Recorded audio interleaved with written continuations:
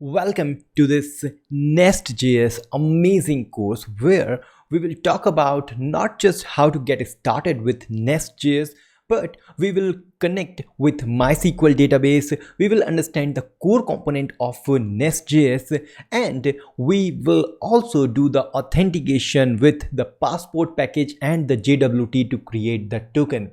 Everything in this episode, but let's first see exactly what we are going to learn. So in this course, we will first start with what is Nestjs because we need to understand what this is. And then we will create a first new project. All these course is a mixture of hands-on training and some amazing slides with animations. So you will get each and everything very easily. After that, we will talk about the features of Nestjs, why this is so popular and why you should use it. Then we will explore the directory structure of Nestjs. After that, we will move to the Nest module. The three main components of Nestjs is controller, module, and provider. So first, we will see the module. After that, we will talk about the controller, and then we will create our own controller, and we will see how we can create our own controller. Then we will see what is Nest CLI and how it is useful in your development process. It is really amazing thing. You should try it out. Now, after that, we will also talk about the service providers. As I told you, three main components: controller, module, and provider. So here's the provider. After that, we will see what is dependency injection in general in programming and how that dependency injection is useful inside this Nestjs. Then we will see the payload, how we can fetch the payload when we send some data through a post request or patch request. Then what is validation and pipes inside the Nestjs and how we can connect with the MySQL database. This is really important topic and you should focus on this one. After that, we will see how we can do all the query inside our MySQL using the typeORM and do all the Crud. And after that, the most important topic of any framework, web framework, is the authentication. We will see how we can do a normal authentication, and then we will use the passport package to do all the authentication.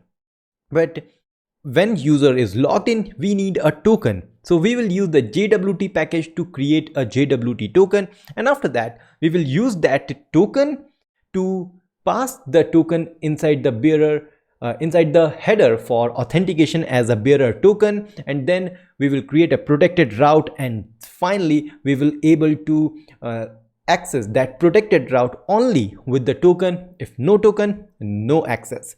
So everything is in this course is just for you, and if you like this video, please hit thumbs up and subscribe to Bitfume's YouTube channel. It's very important to support me with your thumbs up and subscription. And if you have any comment related to Nestjs, or if you have any request for any other thing, comment below, because comment section I always check. Every time I open my YouTube, I just go to the comment section and check what you have written on that. So one thumbs up, one subscription, and one comment is mandatory for a thanks for this kind of video if you like it. Okay, so enough talking, let's start this course.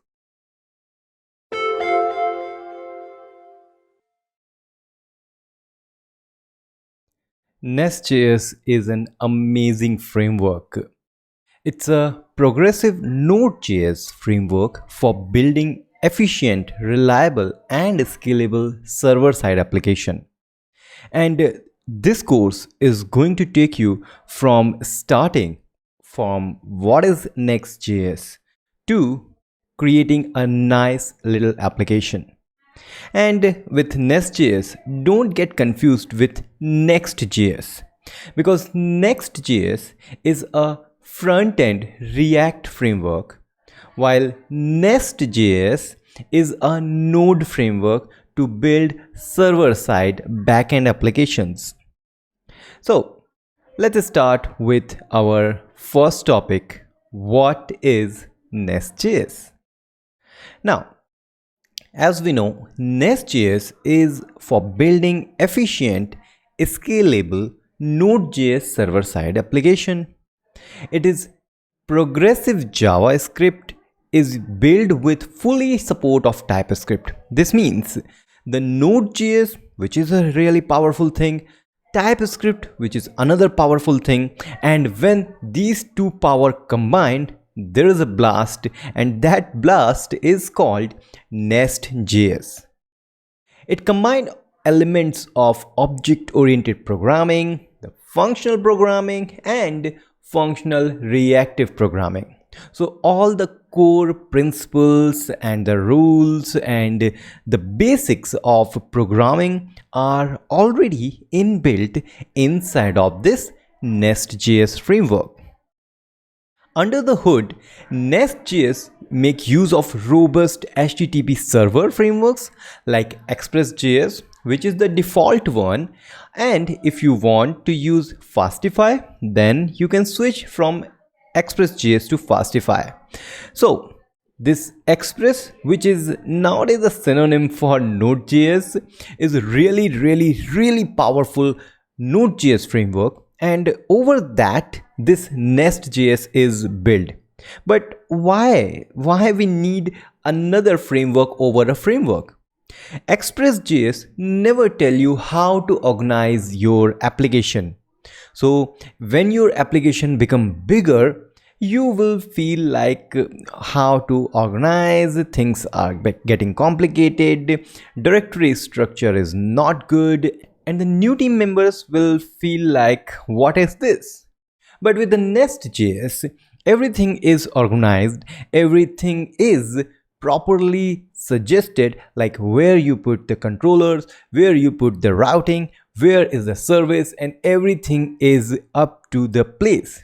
And that's why we need a framework called Nestjs over another framework called Express. Now Nestjs is using Express. It doesn't mean that Nestjs says that only my API will going to work. No. If you are familiar with Express.js, then it's all up to you if you really want to use Express Core API. If you know any package which is working with Express.js, yes, you can use that with Nestjs also. With all these things, now it's time to get started with Nestjs and installing Nestjs in our system. To get started with the Nestjs, we need to go to the nestjs.com, a simple website which is having a very nice red button called documentation. Just click on this one and you will land to this page. Yep, it's an introduction and some of the things, but we are interested in the installation part. So the very first thing you need to do is you need to have a global installation through npm for the Nestjs CLI. CLI stands for command line interface. That means a command line or terminal thing you can do with the Nestjs. So let's have this in our system. So I have opened the terminal. If you are on Windows, you can open the command prompt, and here we are. This is going to install this Nestjs CLI globally in my system. This means it doesn't matter where I am, I can just say nest, and here you can see we have a list of commands which we can use with this nest command line.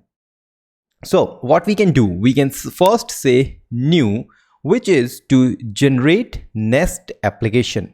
It's very nice to have new, but we have a short form which is n. So if you just say nest n and after that the name of the application, it's going to create a new fresh nest application in your system wherever you are running this command. We have other options also, we will explore them later, but first let's create the new project. So I will have this Nestjs directory where I am inside this Nestjs directory.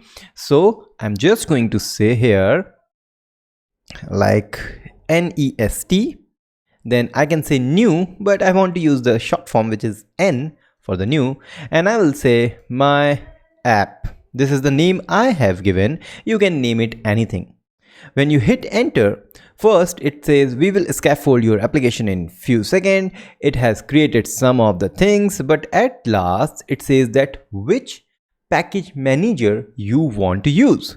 Now, what is a package manager? Package manager is a manager or something.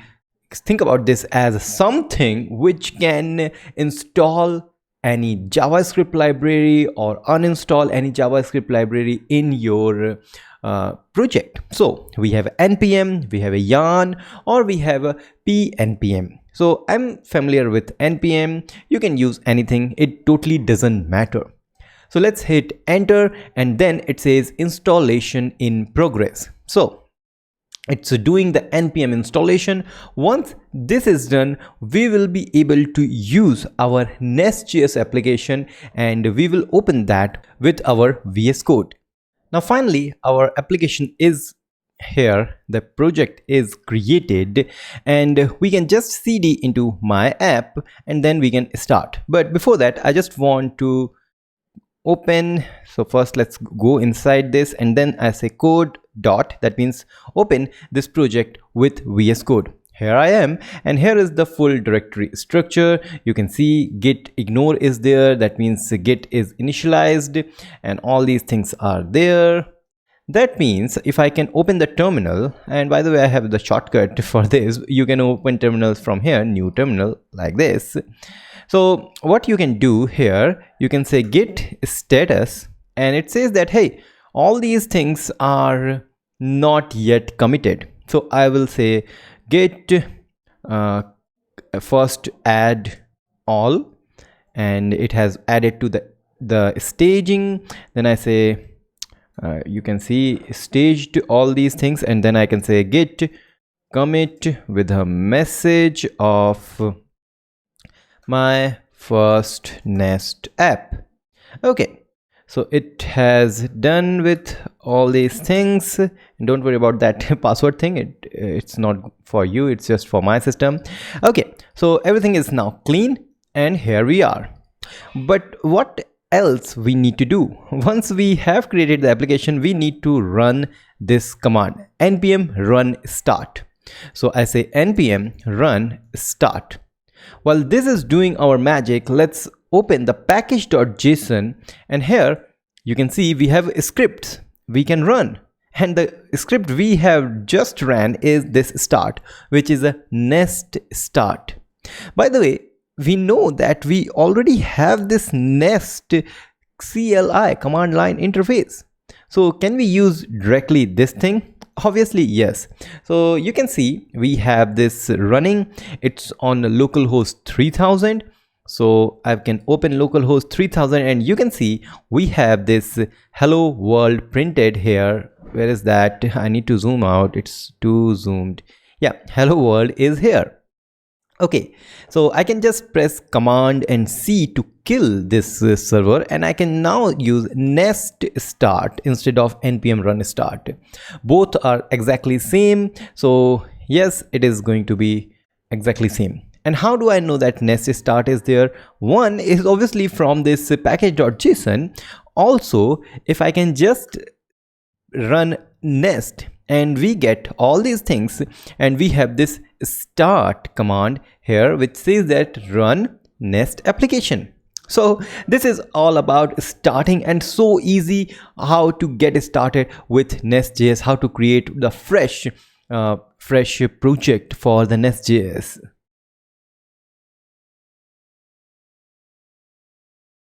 Before moving forward in Nestjs, let's understand some of the great features of Nestjs framework. And first, I will say that Nestjs was created to help developer create monolithic and microservices. Nestjs is created for developers, and it makes developers' life easy, so that developer, if they want to create monolithic or microservices, they don't have to worry about these things, because everything is possible with Nestjs. It's very simple to use, quick to learn and easy to apply, and that's why Nestjs is so popular.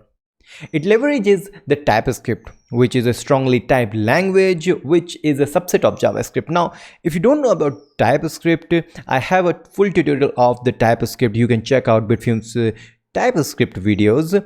And TypeScript just provide the typing in the JavaScript. So you can define the number or string, or you can define your own type. And with that, this Nestjs become extremely powerful. It's having a powerful command line interface to boost the productivity and ease of development. And we just saw that to create a really nice project, we just need to say nest, which is a command line interface, nest new and the project name. To start our application, we just need to say nest start, and later on we will explore amazing thing about this CLI thing.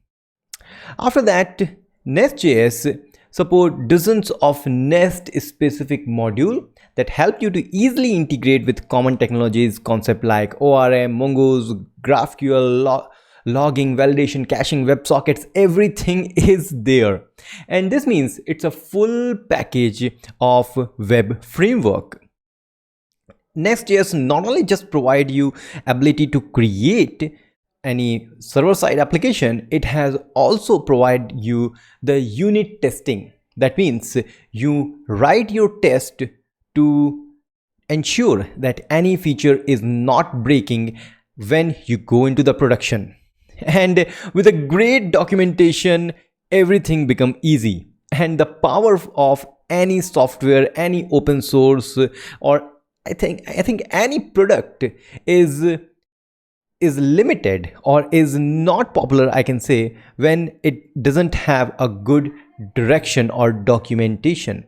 So Nestjs has a really great documentation which is taking you from each and every concept to the bigger concept very smoothly. And this is the reason Nestjs become very easy to learn. And finally, it's a build for large scale application, and it doesn't mean that you cannot create a small application. You can create, but it is built for large scale applications. Now we have this project, and let's talk about the directory structure and the files we have. But before that, let's talk about the components, the main components of Nestjs.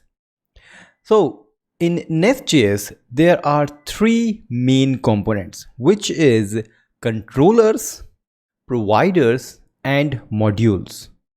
So we will talk about each of these three one by one, but let's first see what we have in our project.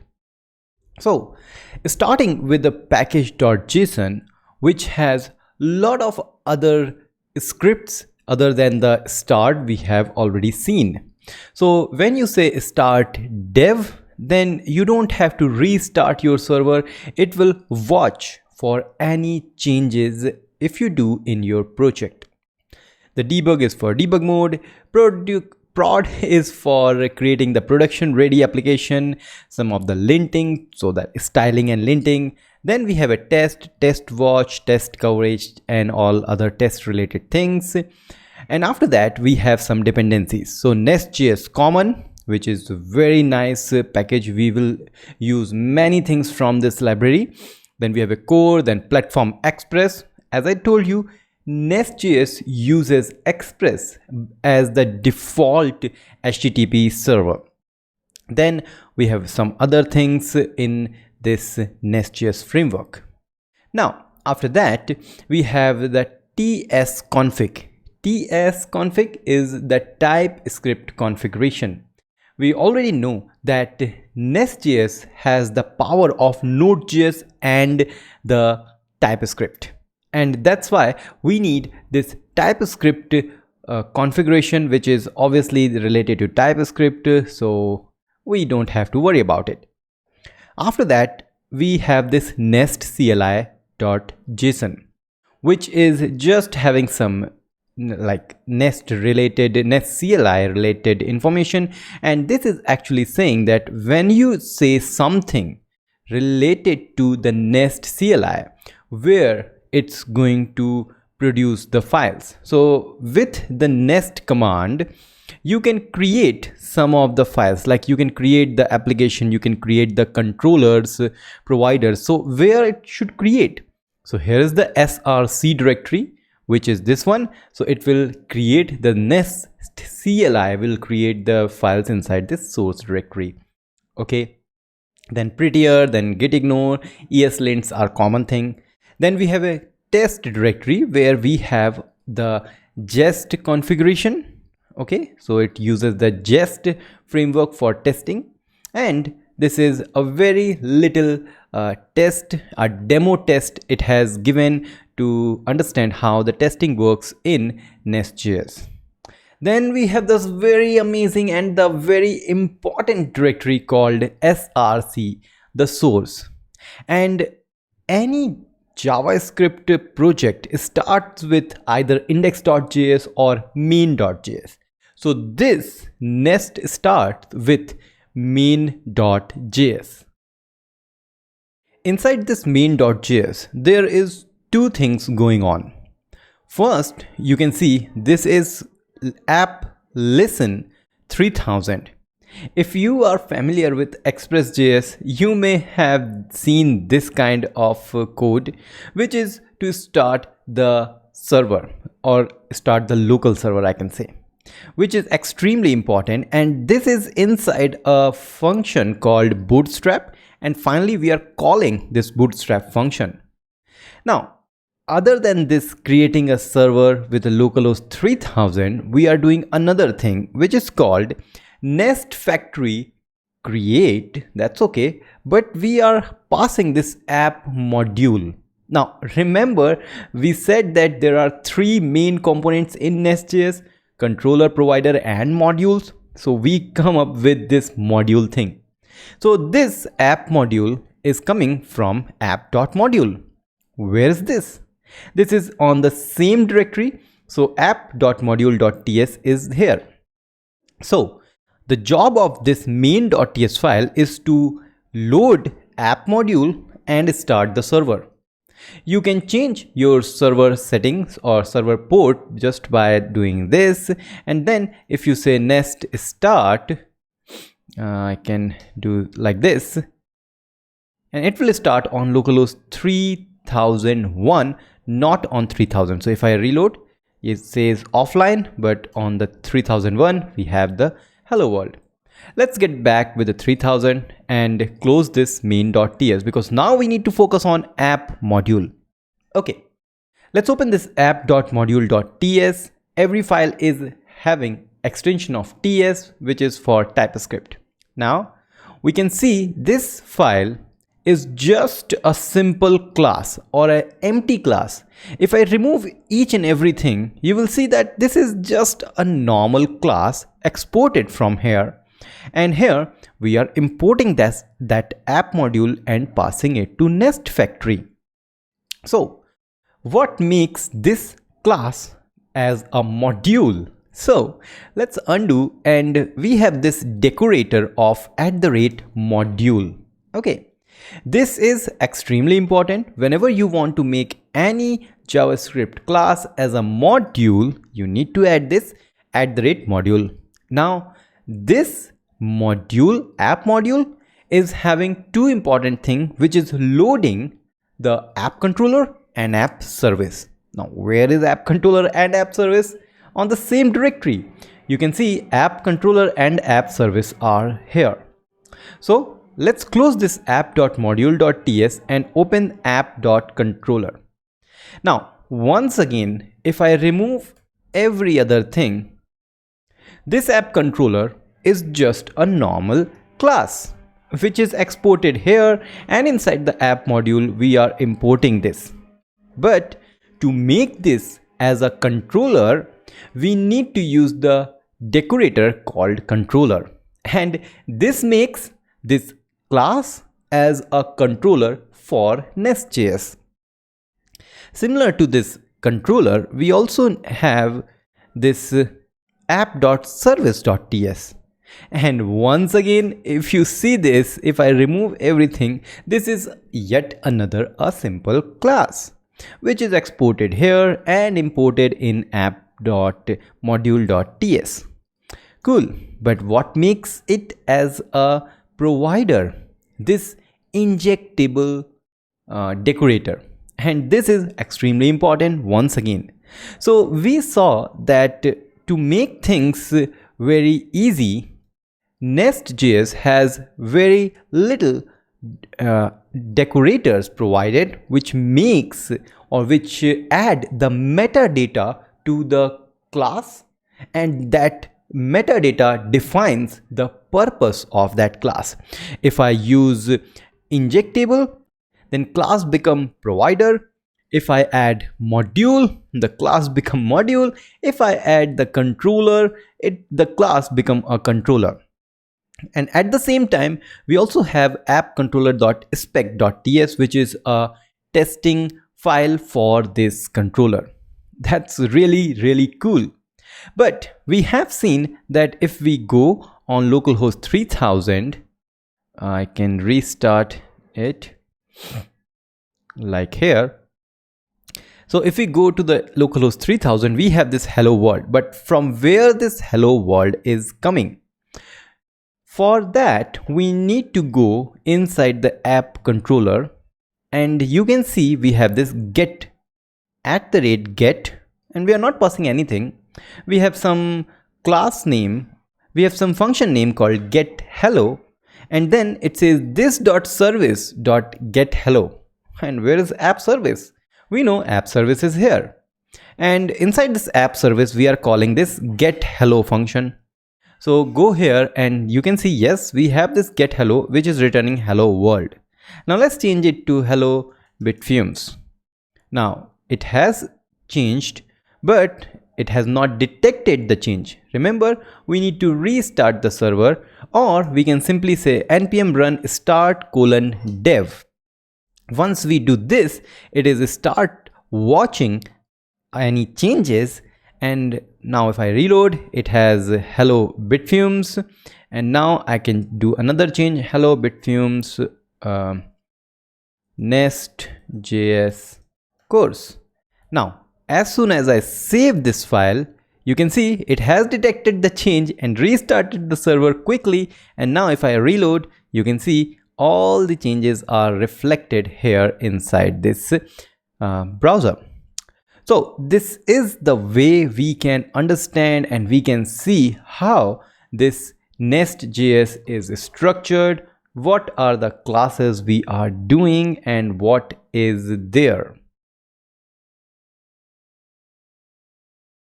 Now that we know what are these files are doing inside this source directory, which is extremely important, I'm going to do one amazing thing, and what it is, which is simply removing these three things: app controller, appcontroller.spec, and app service. So let's just move everything to trash. Cool. Now everything is removed. We are just having main.ts and app.module.ts. And I can just remove this one too and start with the very minimal thing. Now what we have nothing here. So if I say next nest start, you can see that it says that, hey, you don't have the module. So I can just remove this thing, and maybe I can just not pass this, and it says that, hey, you need to pass the app module. So let's create the app module by our hand. That means creating this manually. So creating things manually is a great way to learn anything what that file includes. So app.module.ts is the thing we need, and we have the experience that everything is just a class exported. So export class app module, and since this is a class, I just need to do something like this and provide the app module here. And finally, let's start the server. Next, start, and let's see what's going to happen when we run this application on localhost 3000. So if I go on localhost 3000, it says, hey, there is an error of 404 because it says that you don't have any route available for the slash or the base URL. So simply not found. Ignore this error. This is just TypeScript is not able to find it. It will find it very soon, but for now, what happened is we have this app module, but this app module is not a Nestjs module. Remember, to make this as a Nestjs module, we need to add the decorator of module, and this should come from Nest common. This is extremely important, Nestjs common. So I have added this, and then inside this we have to pass this empty object to make this as a module. So this is now become a real module.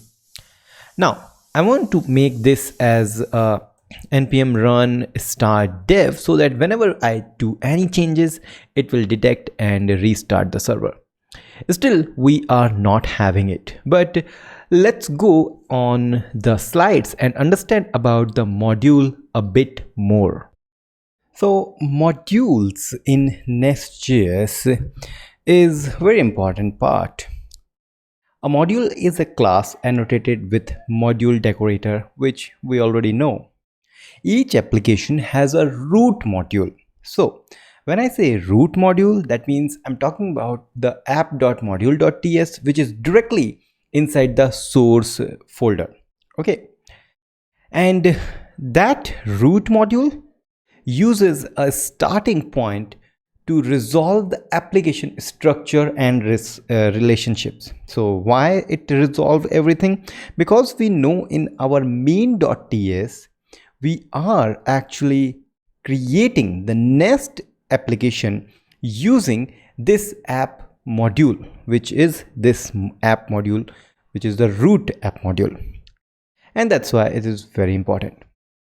It is highly recommended to use multiple modules to organize your application component.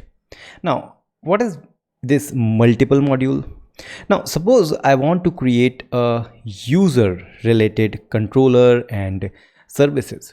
So I could create a user directory, and inside that I can put user.module.ts. And in this way, we are actually creating multiple modules to organize our application component. So suppose this user related things is a user component. So we created user.module.ts, something like that. Okay. Next, the module decorator provide metadata that Nest make use to organize a structure. So this module decorator is extremely important because here you can define some of the metadata. Metadata means the information about this class for the Nest.js. Now, and inside the Nest.js, we have the main application module, which is a root module, and each other modules will go inside this app module. So in our app module, we always need to register other modules here inside this app module. So this app module will going to register other modules of our Nest.js application. So as we already know, I told you it can connect with other things. So if we have a cat module, which is just for the cat, and in that way, this cat module will going to connect the controller called cat controller, then the providers called cat service. So this is very, very important concept in Nest.js. So yes, we know how to create the modules, but still we are having nothing on our base URL. If I go to localhost 3000, it's nothing, not found. So how we can create the route? In our Nest project, we have removed everything, but we have created manually app.module.ts. When I say manually, I'm saying again and again because you can also create these modules via the Nest CLI, but we will talk about that later. So even after doing this, we don't have anything on our root or the base URL. So for that, we need to work on the controller. So let's first understand controller in Nestjs. Now, a controller purpose is to receive the specific request for an application. So controller is controlling the request and the response. Okay. Now the controller then handle the request and return the appropriate response. So it handle the request for a specific route and then return some response according to the code we have given. Then you can see from client side, like any user, when they hit or when they provide a HTTP request to our next application, that request will go to one of the controller from our application, and then that controller will do its thing if that route matches to that controller routes. We will see that later, but a normal controller looks something like this in Nestjs. I told you everything is just a normal JavaScript class exported. So here we have a class which is exported called cats controller, but over that we have a decorator called controller, and that's it. We don't need any more thing to make this class as a controller. So let's jump to the code and see how we can create the controller once again manually and do our things.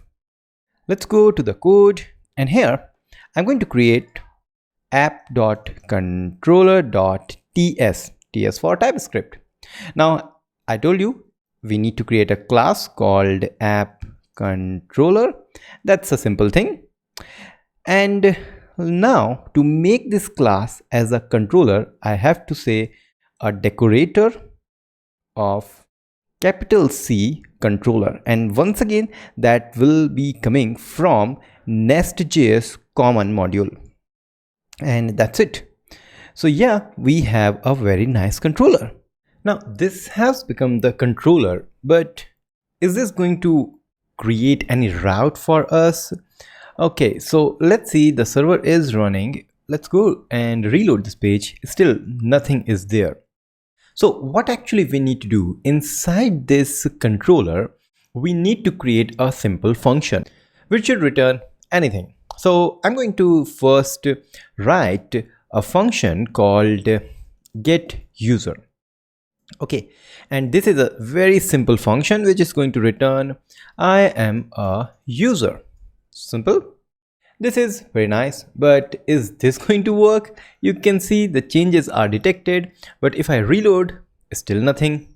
So what happened is the controller is here, but the Nest framework doesn't know about this controller. So how we can tell to the Nestjs that, hey Nestjs, use this controller? And here comes our app.module.ts. Here inside this app.module.ts, on this module decorator, we need to give the information about the controller. So first I can say, hey, the controllers, it's going to be an array of controller. So I will give that app controller is there. And just by adding this, we have solved our issue. Okay. So now if I reload, you can see I am a user is here. And the best part of Nestjs is here I'm returning just a string. But what if I want to return an object of user with the name of Sarthak, and then comes the email as sarthak@bitfumes.com. Okay, so this is the simple object I'm returning, and what will be the case when we hit the route? See this, it has converted it into very nice JSON object, which is really needed from an API. And this is the default system for Nestjs. We have done nothing for that, but it's very easy to write these things, and Nestjs will take care of everything. But what if we really want to change the route? It's not just the base URL or localhost 3000. What if I want to say localhost 3000/user? If I go there, still it says not found because there is no controller handling that route. So there are a couple of ways doing this. So first, you can create a new method, and inside this method you can say let's use the same method, and here inside this get decorator I'm going to say, hey, this is for /user route. This means now we lose the localhost 3000, but we have localhost 3000/user. So you see it's here, but when I go to localhost 3000 it's not there. Okay, so this means whenever we have to create any route, we have to define it here. But it will be very difficult to create a route which is having a long list. Suppose we have a user, then comes suppose the ID of the user, maybe I can write it like this, then send, and then comes the email, and it's becoming very long. So what we can do, instead of giving user here, we can say that, hey, this controller is for /users, and any route we create here will be prefixed with /user. So /user and /. Now if I say /user comes the user ID, then it will become /user/user ID, something like this.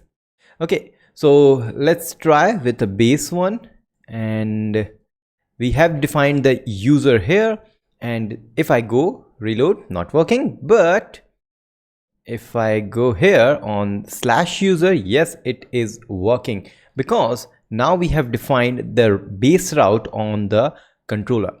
Okay, so this is just for your information. We will tackle these things later. But just like the get, we also have a post.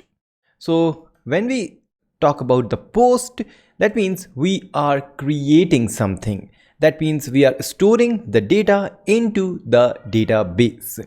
So now we can say store method is there, which is just going to return I am storing data into database. Okay, that's it. But this is for, again, the base route. Don't get confused. This is base route with a get method. This is base route with a post method. Now, how do we check this one, like the post? Because from the browser, you cannot send any request. So here I can easily do this, but to send a post request, we need to use either Insomnia or Postman. So let's open the Insomnia here. We have in our system. So Insomnia is there, and now I can just say localhost 3000 with a post request, and now if I click on send, you can see it says 201 created. And amazing part of Nestjs is Nestjs know that if you are using post method, that means you are returning some kind of created thing. You are doing some create part, and that's why it has returned 201 created here inside of the response. With this, we have seen that yes, we can create a post request with the data returning and with a nice status. But what if we want to send the data? Where is the data?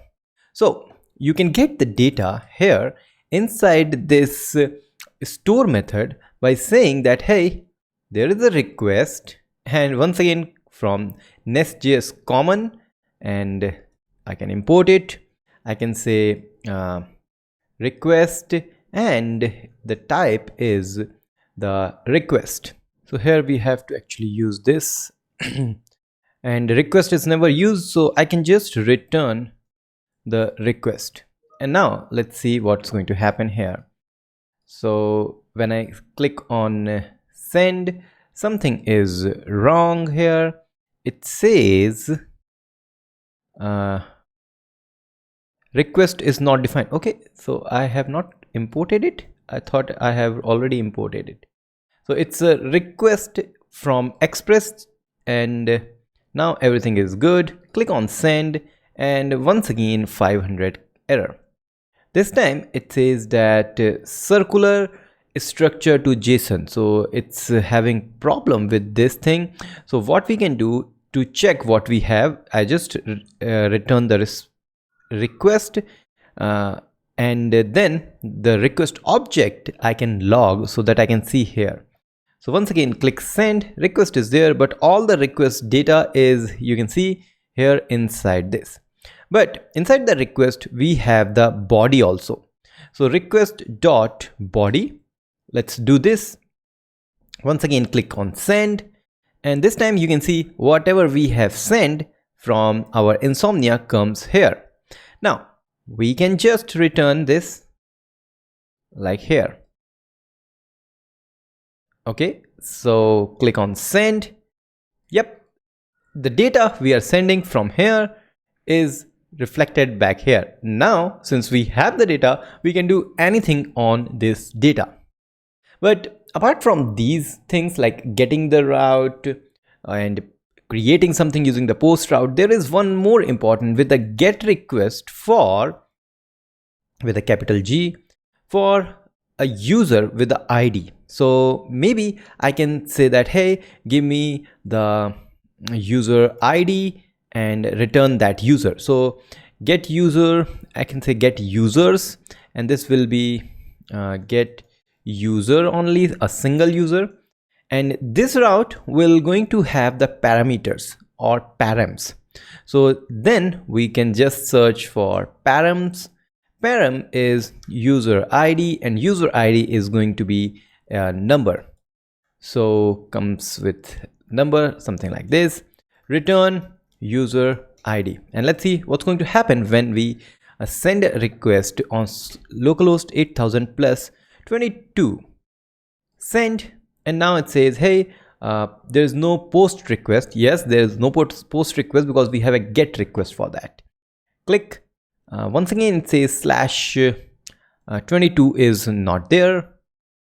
So the problem is I don't have to use the curly braces, I have to use this colon, which define that, hey, this is a dynamic thing. And now if I hit send, you can see user ID 22 is here. This is the parameter which we are getting. So I can just say that this is params, and we can define this is going to be user ID as number. This is the simple type I have defined, and then I can say params. Okay, this is exactly same. Now since we can get this, we can do the same thing for the delete route. So if we want to delete something, we can get the ID and we do the delete part. So delete user. Okay, and do we have to import it? Yes, I have to import it. And similar to post request, I can do one more for a patch request where I can get the user ID, something like this, plus I can get the request also. So it's for update. So we need to import the patch also. So now you can see we have all the CRUD related thing like reading, storing, updating and deleting. Everything is there, and this is a very simple way of working with Nestjs controller. But it's not good to write all our logic inside the controller. You know, in programming, in these kind of frameworks, the controller should be lean and clean. That means all the responsibility of doing the business logic should be somewhere else. The only responsibility of controller is to handle the request and return the response, nothing else. Let's see how we can tackle this situation. Now we have this controller which is handling the request not just for the GET request but for post, patch, and with a parameter, and for the delete also. And we are doing all these things something like the user related things. So user, then user ID, but it's all on the base URL. So you can see base URL with this. If I do something, then we are returning the user ID 454. What I want to have the user something like this. So if I do this, all the routes we have created here, all these patch get will be prefixed with the user. And now if I run, it's not working because I need to give the user here, which will be available here. So in the Insomnia, if I try, I can show you that this is not going to work, which is giving 404. But when I do the user and 22, yes, it is working. So then you will say, what is the issue? We have done that, we have achieved it. But the point is, this app controller is an app controller. We cannot fill this controller with every kind of route. So what we have to do, we have to create a dedicated controller just for handling /user related route. How we can do that? We have to just create a directory called user, and then inside that we have to create a user.controller.ts. When we do that, we have to export the class called user controller, and to make this class as a controller, we know we have to say controller like this and import this, and very easily we have to give get request, and here I say get user return I am from user controller, and here I just define that all the routes inside this controller will be prefixed with /route/user. Now I will go to the app controller and then remove this thing so that this one is not going to be related to the user. Only user.controller will going to work. So is this going to work?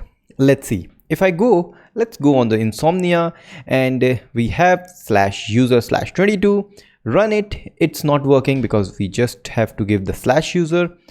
Yes, you can see it's returning user ID with the user, but this is not good. Why? Because this is actually handled by app controller, because here we are defining something here. So user ID, now it's treating user as the user ID. So this is bad. So what I can do, I can just comment this one and then once again try, and now it says there is no route called /user. So what is the issue? We have created this user controller.ts. Remember, we need to register the controllers in our modules. Can we do that like register user controller here? Is this going to work? Let's try. Click send, and yeah, this is working. I am from user controller. That's super cool. And now with this, I can go to the app controller, uncomment this one, because this one is only for, let's uncomment it. This one is only for the /user. Is this going to work? No, it's taking over the user. There is some complexity.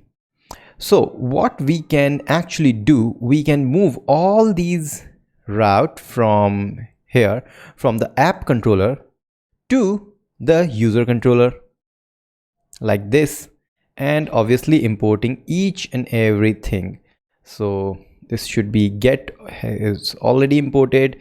We need to just import the post, then import the patch, finally import the delete, and also import the params and request.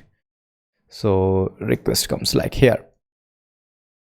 Everything is imported, and now you will see that everything will going to work fine. Server is missing something. What happened with the server?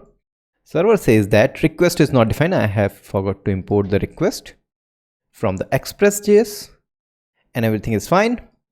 Yeah, so now everything is prefixed with /user. So if I say 44, yeah, it's working. Now everything is absolutely amazing. We have done our task. Now our controller, the app controller, doesn't care about the user related thing. All the user related routes are inside the user.controller.ts, but still I'm not happy with this thing. Why? Because I have to register this user controller inside this app.module.ts, which is not good thing. So what I can do else? Instead of registering the user controller in our root module, I can remove this from here and create another module inside this user directory. So I can just create a new file called user.module.ts and export a class called user module.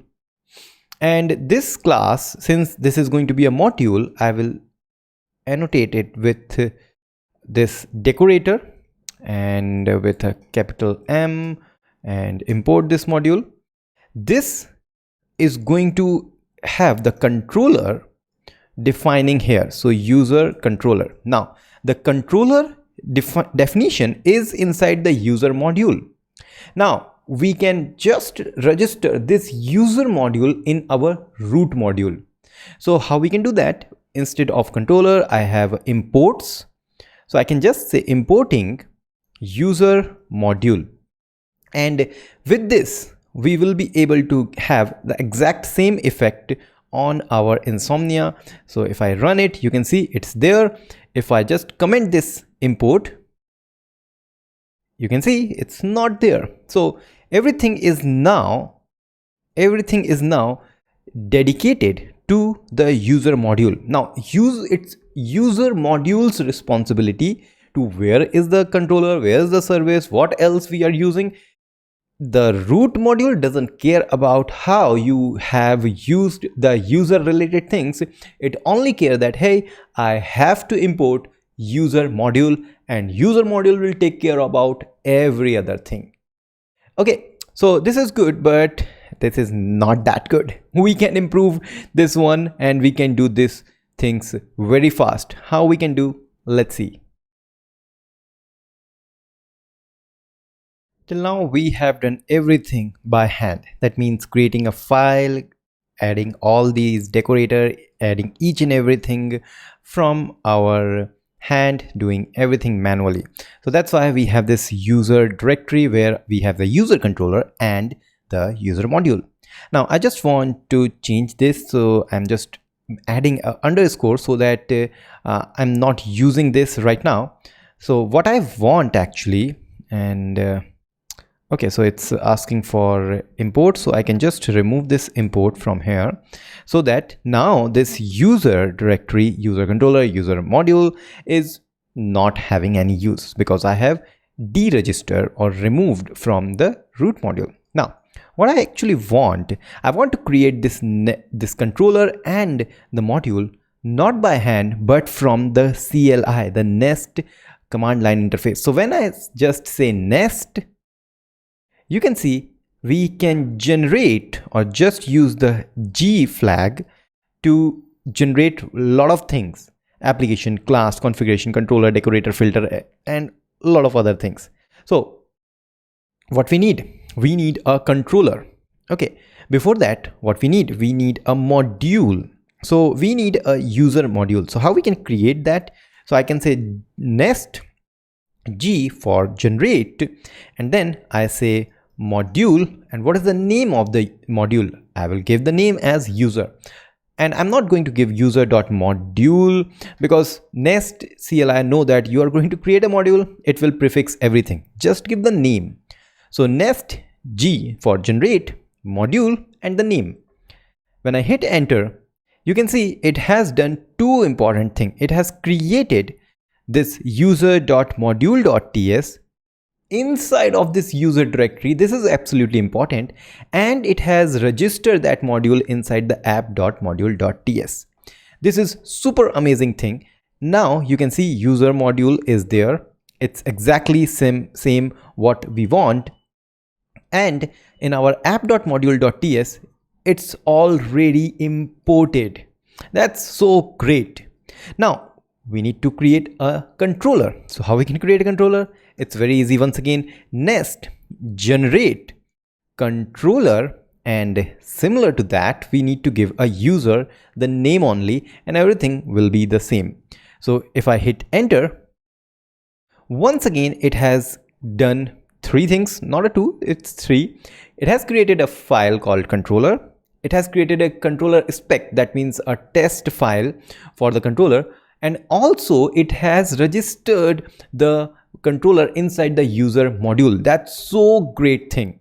Now you can see our user module is already updated with this controller definition, and I just put the comma to make the TypeScript happy, and now everything is good. What we just need, we need to copy all these route we have given in by hand previously. So I can actually copy that and go to the new controller and paste it. That's it. And let's copy the imports and do the import thing here.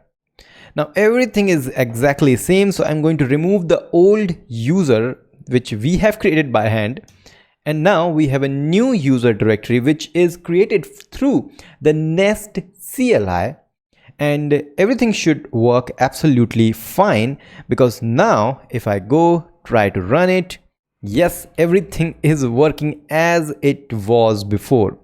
How this is working? Because we have done everything with the Nest CLI, and it has reduced many tasks like registering the import of module in the root module, registering the controller in the user module, and all other things which we have to do from our hand.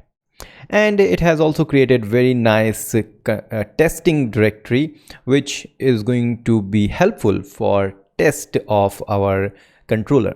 So it says should be defined. That means if there is a controller and we can run this one, and it should pass, which is passing. Yeah, and we will not going deep into the testing. So our task is to just understand the Nestjs. Okay, so this is the CLI, but now comes the very important thing, which is the third important thing in the Nest, or third component of Nest, which is the providers. And what are the providers, why we are going to use, we will see that. But with this Nest CLI we can also create a provider, or in our case we need the service. So how we can create the service? Nest generate service for S and the name of the service. So Nest generate service of user.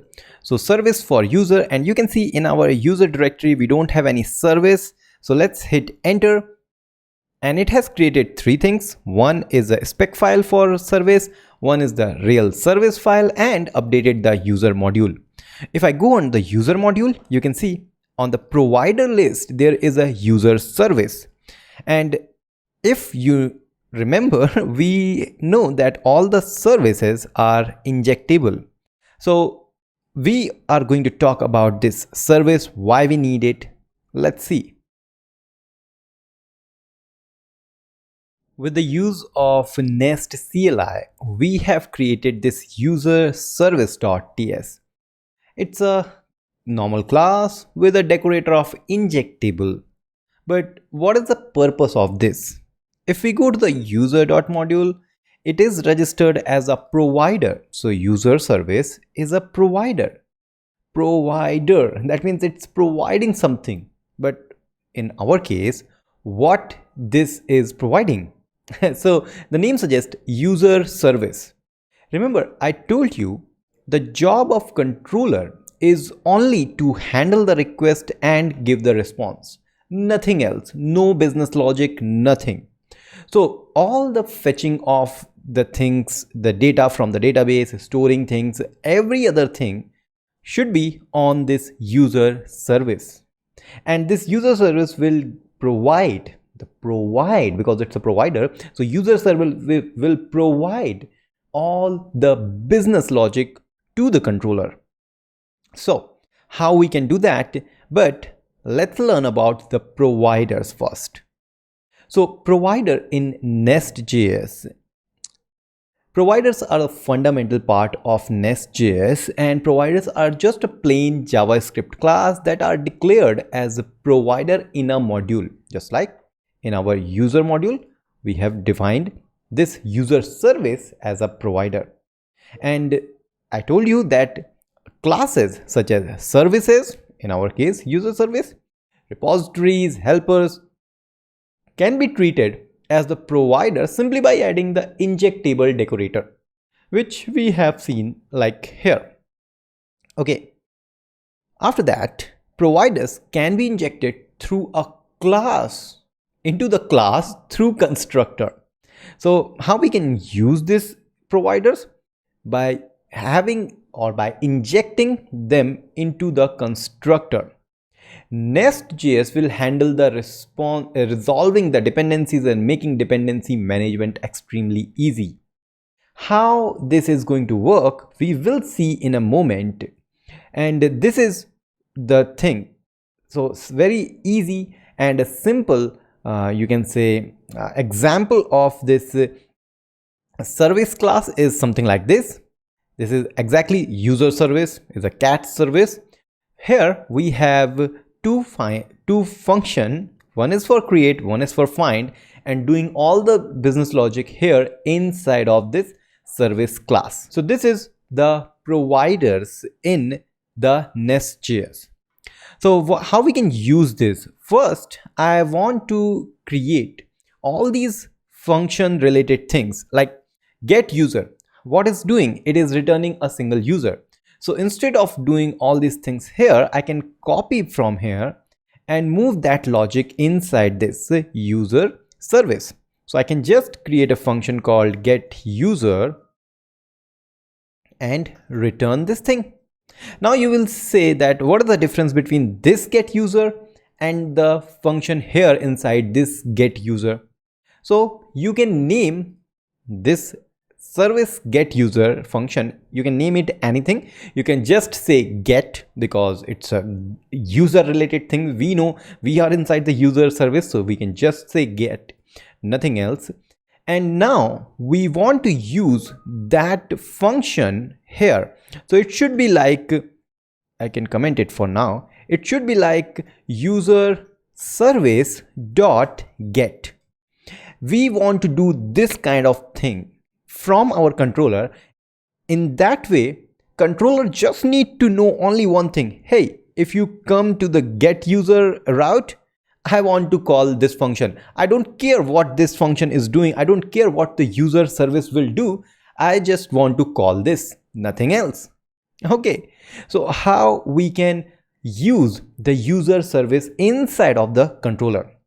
So remember, I told you that provider can be injected into a class through the constructor, and this is a normal class, and yes, we can create the constructor.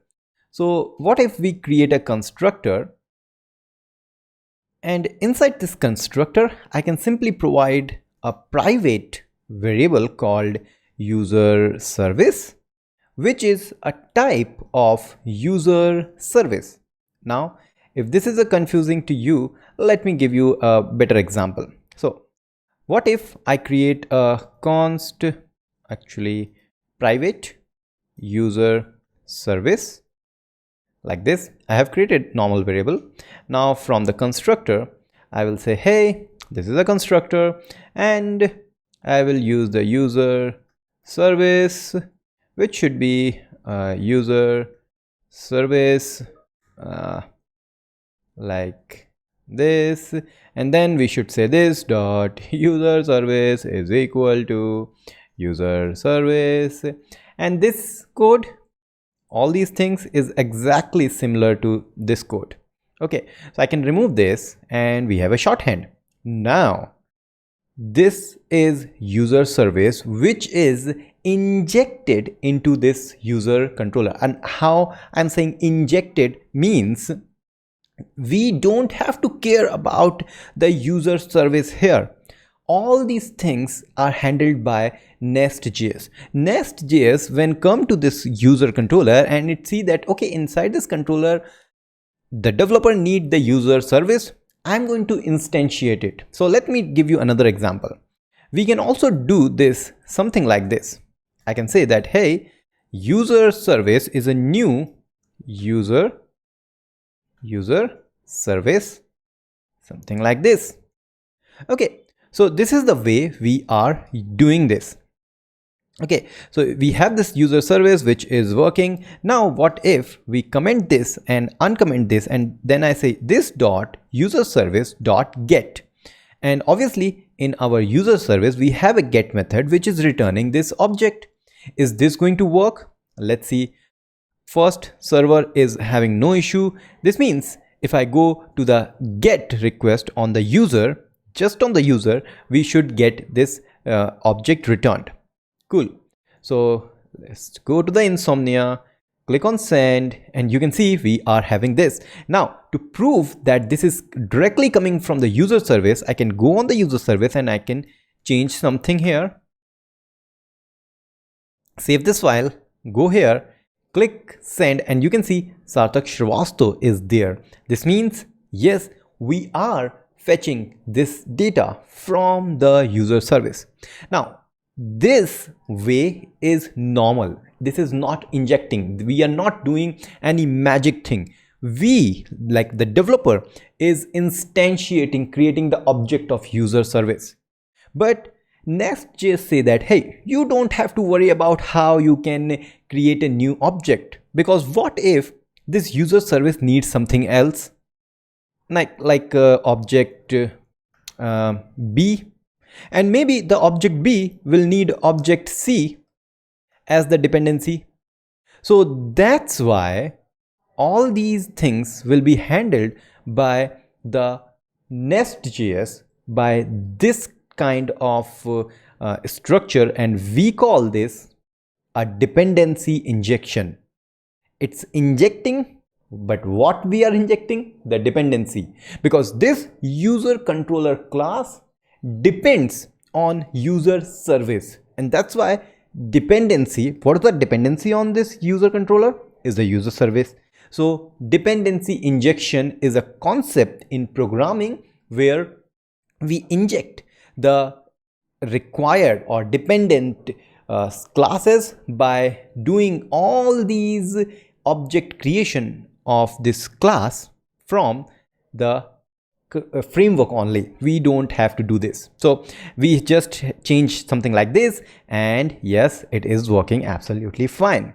So we can just remove this, and cool, we are having this right here right now. Similar to that, we can do the things, everything on our service. So now I can say return this dot user service dot create, because this is going to create, and this is going to here we are going to pass the request. Now it says that you don't have a create method, so let's go to the user service, create a create method which is going to get the request, which is a express request. And for now, I'm just going to return the request.body. That's it. It's exactly same. And similar to here on the update, I can say update and passing the request. And I also want to pass the parameter. So I forgot last time to pass the param. So param is params, or simply the param is going to be an object of user ID as number. Okay, so I'm passing both of these things like here, and it says that, hey, you don't have imported param, so I need to import the param, but it has already imported. What happened here? So okay, I have to call this as a param. Now that's good. Now update method is not there, so similar to create, we need a update, and this is not just going to get the request but also param, and we know it's going to have a user ID as number, and returning the request.body. And I can simply say like body is request.body and param as the parameter. This is for update. Nice. And then we should have returning for this dot user dot single user or get user. Let's use the name get user and name it param, not params. Okay, once again we need a get user, or I can simply say user. Maybe it's not a big deal. Param is user ID as number, return param. And finally we need to have the delete part. So on that delete we also need to pass param, not the params, and making a delete function here. So delete, and everything is good. And now I just want to make it show, because it's going to show the user related thing. So let's change it to show. Oops. Good. Now you can see that the controller job is to just call the function from the service and nothing else. Everything is now handled by this service class or a provider class. This is the way we work in Nestjs. Now let's just verify everything and then we will move forward. So yes, user is working. What if I say user 22? User ID 22 is there. What if I post something on the /user? Yes, Anki is there. Now if I say 2033 with a delete method, yep, it's there. With the patch method, it's also there. We have a body and we have a param. Nice, everything is working amazingly good. In the last video we talked about the dependency injection. But what is dependency injection? We have seen that on our user controller we are using this user service just like this. So the Nestjs is using the concept of dependency injection, and it injecting this user service class in our user controller constructor. So what is dependency injection? So a dependency injection is a programming concept. When class A uses some functionality of class B, then it is said to be that class A has dependency of class B. Like the A need class B. To use class B, we need to create its object first. So we do like const B new B. But what if this B class also depend upon another class C? Then we need to do another object const C is equal to new of C class. And what if this C depends on D, and so on? So it's not possible in our case to add all these dependency one by one if there is a complexity. So the transferring the task of creating the object to someone else and directly using the dependency is called dependency injection. Transferring the task of creating the object to Nestjs, to the framework inside this Nestjs, is the dependency injection, and we just need to call this. We don't have to care how you create the object. Nestjs will take care of each and everything. So according to the principle, a class should concentrate on fulfilling its responsibility, not on creating the object that it required. So the job of user controller is to use the user service, not to know how to create the object. And this is the real good thing. And that's where the dependency injection comes into play. It provides the class with a required object. So what are the benefits of dependency injection? It helps in unit testing, because everything, the object creation is take care of the framework and the someone else. So that's why the testing become very easy. We don't have to create the object even in the testing. Boilerplate is reduced as initialization of dependency is done by injector component. So boilerplate, that means the code you write is reduced. We know that we have done the creation of this user service by doing the new user service. It's not a good thing. It has a lot of code against this, a simple single line code. Okay. Extending the application become easier. Obviously, when you don't have a lot of code, extending the application become easier. It helped enable loose coupling, which is important in application programming. And now what is loose coupling? That means coupling means a connection between the two different things. Now user controller doesn't care about how you create the object. That means user controller and user service doesn't have a tight coupling. It has a loose coupling. They don't have very direct relationship, and that's very important when you write any code in programming world. Okay, so this is about a short introduction of dependency injection inside the Nestjs framework. Till now, we are doing and understanding the core components of Nestjs, which is controller, modules, and providers inside this Nestjs. But now it's time to learn about the request payloads. So remember, on the post request or the patch, we need the request.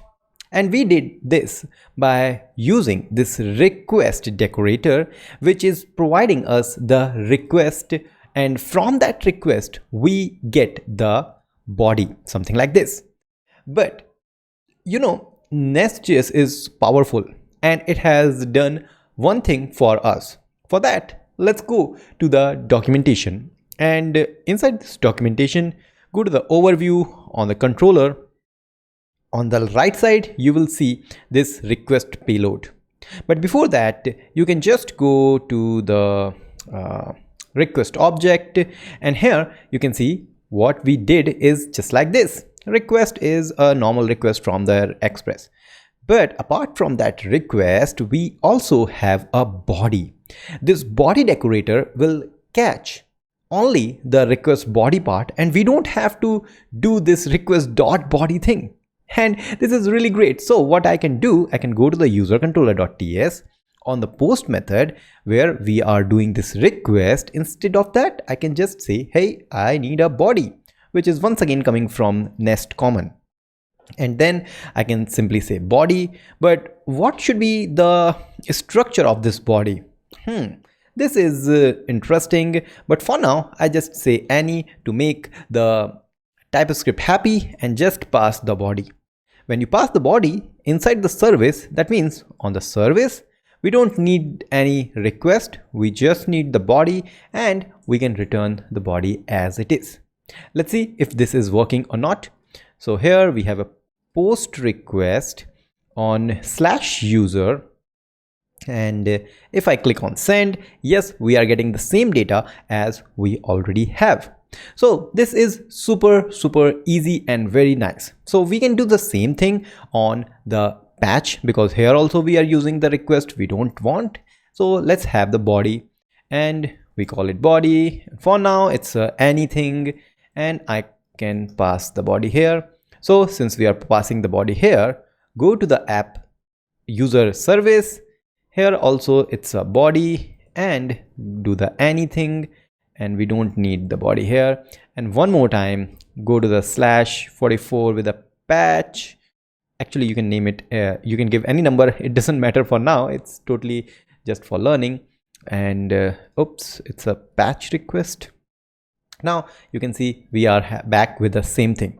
This is super great. But let's once again go to the documentation, and on this documentation we have a request payload. Now when we say the request payload, that means what we are getting from the request. See here, when we say on, let's go on the controller, when we go to the patch, we are having this body, and body is any. That means we don't know what things are coming. So for now I'm returning name and email. What if someone say token and passing any random token? What if this is there, and is this going to work?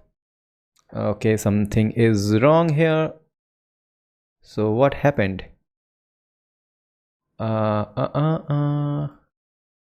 Okay, I think I need to use double quotes. Yeah, so now if I send it, you can see I'm still getting the token, which maybe I don't want. So we need to properly define the structure. So this is the thing where the Nestjs documentation will provide you very nice information. So what we need to do, we need to create a DTO. What's DTO? Data Transfer Object Schema. So here we are defining what will be the structure of our body. Now instead of calling it as a body, I can say update user DTO, and this should be like name as string and email also as string. Very nice. So now I can just pass update user DTO and just change the name on here, and it's update DTO, update user DTO, and also give the type like here. Instead of any, I'm providing this like here. Cool. Now what if I run it again and still we are getting, but at least we have defined this thing and we know what we need here. That's good. So here we have this, but you can see that we are defining this, you can say the type for update user DTO, the body thing, two times, one here in the controller, another here in the service. We don't want to repeat ourselves, we want the dry code, and that's why we need to create a class called .dto.ts, and here inside that we need to define the structure, and we can export and then we can simply use it. But question comes, where we have to create it? Inside the user we can create a directory called DTO. Inside that I can create user create.dto.ts. Inside that I just say export. Is this an interface? Export class. You can create an interface, you can create a class, it doesn't matter. So create user DTO, and then we can pass this thing here like this, and let's use create, oops, it's update actually. So I need to change it to user update, and here update user DTO. So update user DTO comes here. That's cool. And same we can do on the controller also. So instead of that, just need to import it, and that's it.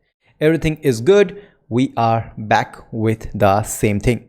So everything is working, but this time we know that this body is having this kind of structure which only have these two fields coming. Where is that? User update DTO is here. Okay, so we can change the name something like update user DTO, and it will change the imports. Very nice. Cool. So I have some problem here on the declaration. Okay, so somewhere it has not changed it. So update user is there, whereas on the service update user is still there. Yeah, it's working fine. Cool. And finally, similar to this, we can also create a create user DTO, which is almost similar. Create user DTO, something like this, and it should be with the .ts also at the last, and we will update it if we need, according to our need. Okay, so this is good, and we can use this on our controller. So where we have the body, we can say create user DTO is a type of create user DTO, like this, and it says body is not found because create user DTO is there. Okay, and problem is here, update user DTO, why it's giving error? Everything is fine. Okay, once again I did wrong. So I change it here, so this is good. Now everything is working cool, fine. This should not be from update, this should be from the create file. Cool, this is good. And now go to the service, and here also create user DTO, data transfer object, then create user DTO, and return the create user DTO, like here. Everything is good, but we have the problems. The problem is we are returning the token also. I don't want this token. Also, what if I'm not giving any email thing inside the email, or maybe I just give a number inside the email? Right now it's accepting everything. Let's call about the validation inside the Nestjs.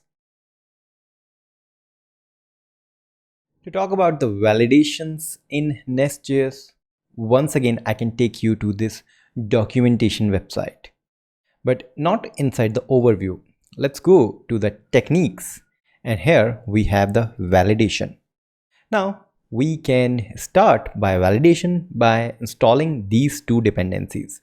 So let's copy this and go to our application and install it. Well, this is installing. Let's see what next we have to do. It says that first we need to install it, then validation pipe is exported from Nestjs common package. Okay, everything is good for us. How we can use this library or dependency? So first we need to add this as globally and global pipe. Now what is pipe? So first go to the introduction and overview, and here we have a pipes. So pipe is a class annotated with injectable decorator. So if it's an injectable, that means it's a provider, but it's a transformer. So it transforms the request data. So what is the use case of this pipe? Transforming the input data to the desired form and validating. So validation, evaluate input data. If valid, simply pass through it. Otherwise, throw the exception. There are a couple of you can say inbuilt validation are there. So what are the inbuilt validation? First, you can see validation pipe, which we are going to use with the validation. Then we have a parse int, parse float, parse boolean. We will talk about them later, but let's once again go to our technique and validation. And here we need to register this in our main.ts. So we need to use this thing. So copy this and get back here. It's now installed. Go to the main.ts. After we create the app, we need to register it, and let's import this like here. Okay, now we have the validation pipe imported, and now we are ready to use the validation things. So the question comes, how we can use the validations? So remember, we have created the DTOs to create the user. Now in our DTO, we can define that this field is a email field. This field is not empty. We need this. It's required, or various other things. So let's go on our update user DTO, and here I just need a decorator called is string, because this is going to be a string thing. And what about the email? Email is email validation. Okay, now we have this email validation. So this means, remember, we are using number inside the email. Is this going to work? Let's click on send, and now you can see it says, hey, status code is 400 and email must be an email. And that's very nice. So I can get back the email, but I want to change the name to something alphanumeric, or maybe just a numeric. Send. Now it says, hey, name must be string. So that's why we have a very nice validation. So this kind of validation you can add to any place. So copy that, and we need the similar kind of validation inside our create DTO also. So import these things, very important. Now what next? We have seen that something like this. We can also do some kind of validation on the params. We will see that later. But right now we have another issue which is pending for a long time. What's that? It's now taking the unknown field from the request. I don't want to get the token whether someone is passing token or not. I only want to accept name and email. How we can do that? So we have this validation field. Inside that we can see we have somewhere yeah, this one, stripping properties. So it's saying that if you say whitelisting is true, in that case it's only going to accept the field which you required. So I can just enable this whitelisting from here, and for that we need to go to the main.ts where we have defined this pipeline. Inside this I can just provide that whitelisting is true. While once I did that, I will be able to see that, hey, if I send a request, whether I'm passing token or not, it doesn't matter. We only care about the name and the email field, which is extremely important when you work on any Crud part. I told you that we can also have the validation in the parameters, params. So if I go to the controller, yes, we have the DTO in our body, but what about this params? Can we do something for this also? Actually, yes, we can create the DTO kind of thing here, but we also have a very nice little pipes thing.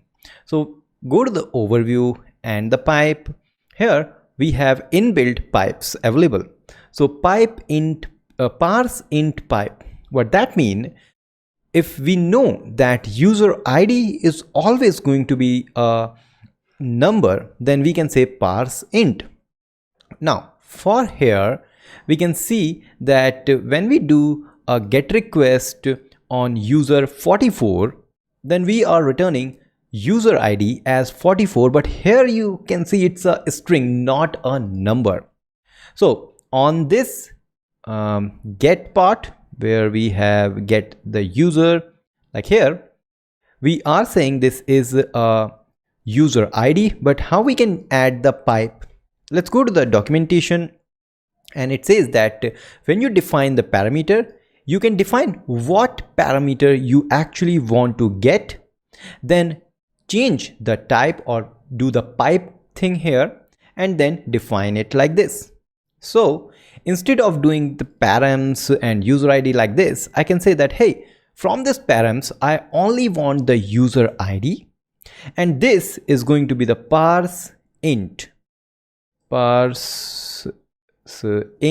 pipe, and then this is just user ID, which is a number, and now we can just pass the user ID. Okay, so since we are passing the user ID like this, if I go to the show method inside the service, user service, here we just need to say, hey, I need a user ID which is a number and nothing else. User ID. This is the way we can clean our code. And now if I hit send, you can see we just have this 44, and we can say that, hey, user ID is the user ID we have, like this. And this time it's a number. Now what if I provide some string? So if I send it, this is a very nice thing that since we are expecting a number here, where is that? Since we are expecting the number here, if we pass any kind of other than number thing, then we are getting the validation error. And this is the pipe validation, not the validation we have created. And by doing this, we are cleaning up our code and doing the validation right here at that pipe thing. So once again, user ID, parse int pipe, and user ID is a number, and pass the user ID, and that's it. On the delete method, instead of this, I can just get something like this, and user ID. Okay, so once again on the delete, here we are getting the validation error, but if I say any number, we are getting the number. And last but not the least, we need the user ID here on the update part as the number, and I can say user ID like this. So it should be there. Okay, so maybe I can do something like this, user ID here. And then on the controller where we have the update part, we can do the exact similar thing by copy from here and paste it here and pass the user ID. That's it. And final check with the patch, getting the body and getting the user ID right here. So this is all about the pipe and the validation in Nestjs. We are doing some kind of Crud, but it's not exactly the Crud because we don't have any data storing anywhere. So let's now work on storing data inside a database for MySQL. So first I will go on the documentation, and on the documentation you need to go first here on the techniques, and here we have a database. And they have given an example for MySQL, but you can use any database you want. Okay, so how do we get started? We need to use a typeORM. Now, what is ORM? Object Relational Mapping. So this actually makes your life easy. You don't have to write any SQL query, not image. So you don't have to write any select everything from or alter table or any kind of things. Also, this is not specific to MySQL. You can use different kind of database, but writing the same exact line of code for fetching or storing and doing the database related things. So that's why we need to install this thing, typeORM for MySQL. Cool. Let's install this one in our system and then we will see how we can move. Cool. So then it says that how you have to define the MySQL related the informations like the host name, the port, user ID, password. So here inside the app module, remember the root module, we need to define this with the typeORM module dot for root. We want to access the database from entire project, and that's why we are registering this inside the app module. So let's copy this thing from here and go to our app.module.ts, and here we have this import for user module, and after that we also need another import for typeORM module. So now let's import it because this package is installed, and then we need to change our things. So username is root, password is password our database name is Nestjs, and this synchronize is true. And remember, this is a warning that it's only true for development and should not be used in the production, otherwise you will lose the data. So it's actually going to clear your database, I think, once you start working on it. So first I will go on the terminal and log into my mysql, and I remember that my password is empty, like here. So here I need to say create database called Nestjs, and that's it. We have done that. So show databases like here, and now you can see we have Nestjs. Cool. This is done and we have connected. What next? To work with the database, we need to create a file called entity, and now this entity is for the user. So user entity.ts we need to create inside our user directory, because everything is related to user, and this is why we have it. So we first create a directory called entity like this, and inside that I'm going to create user entity.ts file. And as usual, this is going to be a normal user class. So export class called user, but to make this as an entity, we need to say it's a entity, and this comes from the typeORM, not from the Nestjs. This decorator is for typeORM. Now what next? We need to define the structure of our user model or user table, I can say. So in our case, user table, yes, it should have a ID number, and that should be the primary key. So let's define that ID is going to be a number, and yes, but let's have the decorator of primary generated column. Okay, then we have a name which is going to be the string, and this is a normal column like this, and also we need another column which is going to be the email, and we have the string. That's good, and we need these things. We don't want this, but yes, you can have it. We have done with this, but how we can use this entity in our user module? So then it says user entity file sits in user directory, and user directory has user module. So you need to register it like here. On the user module, you need to say, hey, I want to import a module which is a typeORM module, but for the feature of this entity. Okay, so let's go to the user module, user.module.ts. Here I'm going to import, not like this one, yeah, and now I say typeORM module, and this typeORM module is dot for feature of inside an array. I want the user, which is coming from the entity, the user entity. That's good. So we have connected. The database connection is there.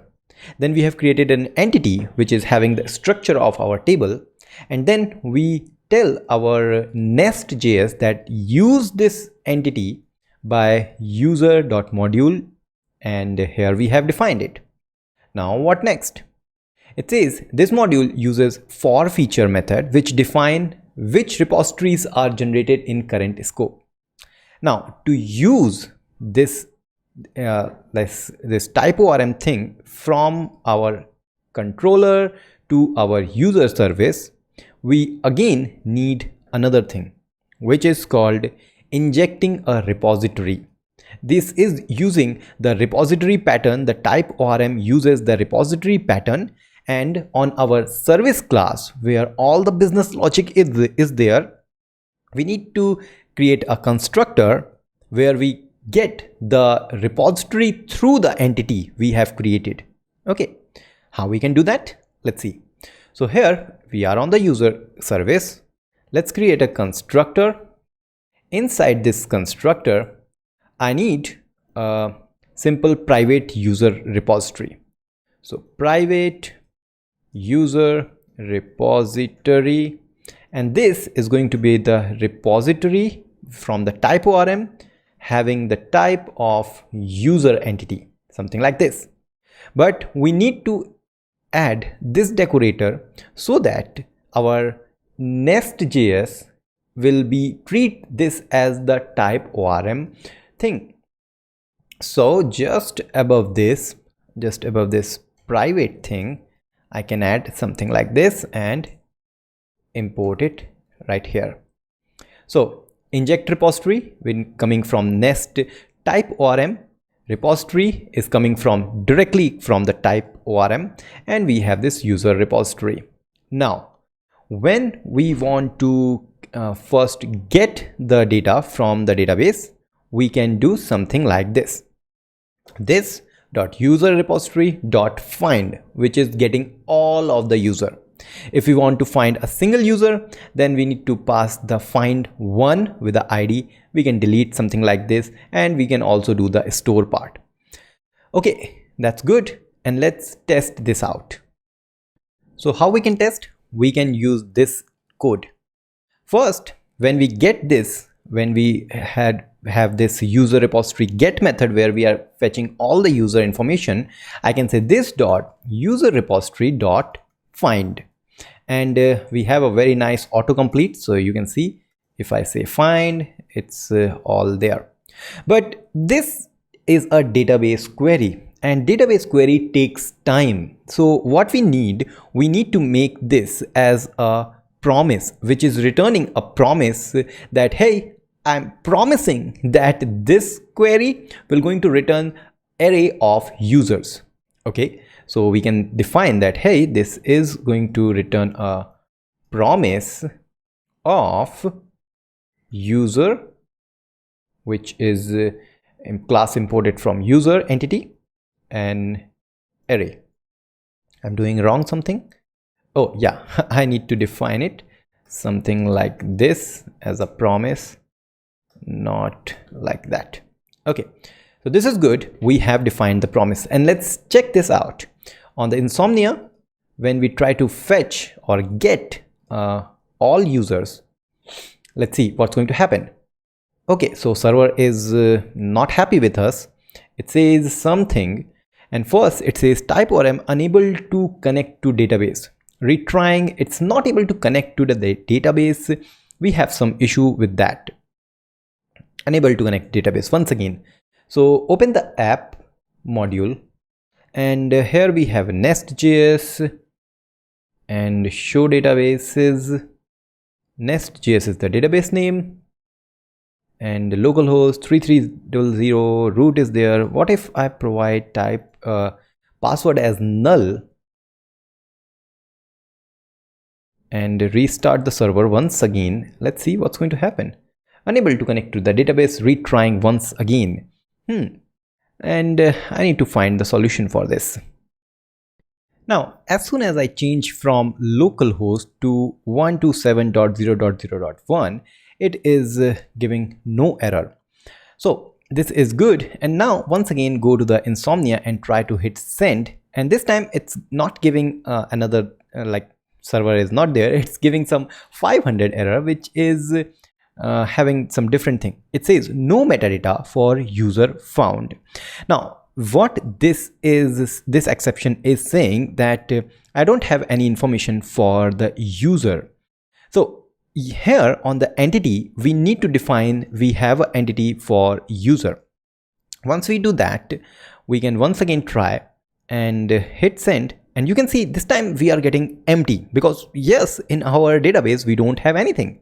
But if I go to the terminal and if I use the Nestjs database and show the tables, you can see we already have a user table. Now if I say select everything from user, you can see this table is empty. Now let's move to the create and other part of Crud related thing through this MySQL, through this typeORM inside the Nestjs. Right now we have nothing in our database, although the table is created, But let's see how we can fulfill all other things. So we have this user entity where we are defining all the user structure, and using this with the help of typeORM, we will be able to do the query on our database directly. Now, this user repository is going to find all the user, but since we don't have any user, so we are getting empty. So first task is to create a new user. How we can do that? In this create part, instead of just returning whatever we are sending in the body, I can say this dot user repository dot save these data we are providing inside this create user DTO. That's it. We just need to do this. And since everything is dedicated to the user service, so we don't have to touch any other code if we want to save in a different way. So user controller just know that it has to call the create method on the user service, and now it's user service responsibility how it store the data into the database. So we are going to use the repository, save and create DTO. That's it. Let's now try. So with a post method on this user/user URL, I'm sending these three things. Remember, I'm sending this token, which is additional data we are sending, but we only going to save these two things. And if I click on send, you can see we are getting an ID plus the name and the email. This means we should have the data in our database. So if I go on the MySQL, you can see we have this data. This means when we go on the get part, when we send, now you can see we have one data. Let's register another user here. So Sarthak at bitfumes.com and remove the token. It's not needed. Okay, now click on send. We have another user, so get all the users, and yes, now this time we have two users from our database. That's good. Now since we have two users, can we get the user 1 or user 2 information? So if I want to get the user 2 information, can we get that? Right now we are just returning the user ID. Let's see how we can find it. So on this user service, once again we have this show method where we are showing a user. Once again we say this dot user repository dot find, and finding with the user ID. But we don't want a lot of user, we just want only one user. So we can use the find one, but then we need to define the where condition. So I want to say where ID is equal to user ID, just like this. And it says some error is there, something like this. Cool. Now let's try this. I am on get method of user 2. So yes, you can see I'm getting the user 2 information. If I say 3, I'm getting the third user information. But it would be cool if I just call this as ID, and then I don't have to write it like that. I just say where ID is the ID we are passing, and that's it. It's exactly same. So we did this with the find one. So post is there, that means we are creating, we are fetching one. Now let's work on deleting, and then we will work on the update. So delete is super easy. This dot user repository dot delete, and delete with the user ID is there, and that's a super easy task. So I just want to give a delete method from the insomnia to delete the third user, and click on this, and it says one row is affected. That means if I try to get all the users, we should only have one user in our database, which is Anki. Cool. So we have seen that how we can delete. Now it's finally time for the update. In the update method, we need to pass two things, the user ID and the body also. So this dot user repository dot update, and the first thing we need the identifier. This means the user ID. And second is the update user DTO. Just by doing this, we will be able to update our request. So here we are. Let's first create the third user. Let's first create a new user, not a third or fourth. Now the user is created and I want to update this fourth user. So I want to send a patch request and I say the surname is Sarthak Shrivastava, this is the full name, and click on update. It says one row is updated. Get the fourth user and you can see name is now updated. So this is the way we can have a full CRUD application from the Nestjs using MySQL as the database. The most important part of any web application is the authentication. And we are going to follow this documentation from Nestjs to understand how we can set up the authentication system in our existing Nestjs application. So first thing we need to update is user entity. Now, along with the name and the email and the ID, we also need one more column called password, because we are going to store the password thing in our database also. With this thing, we also need to update our create user DTO, which need another field called password, which is going to be a string. And is there any password thing?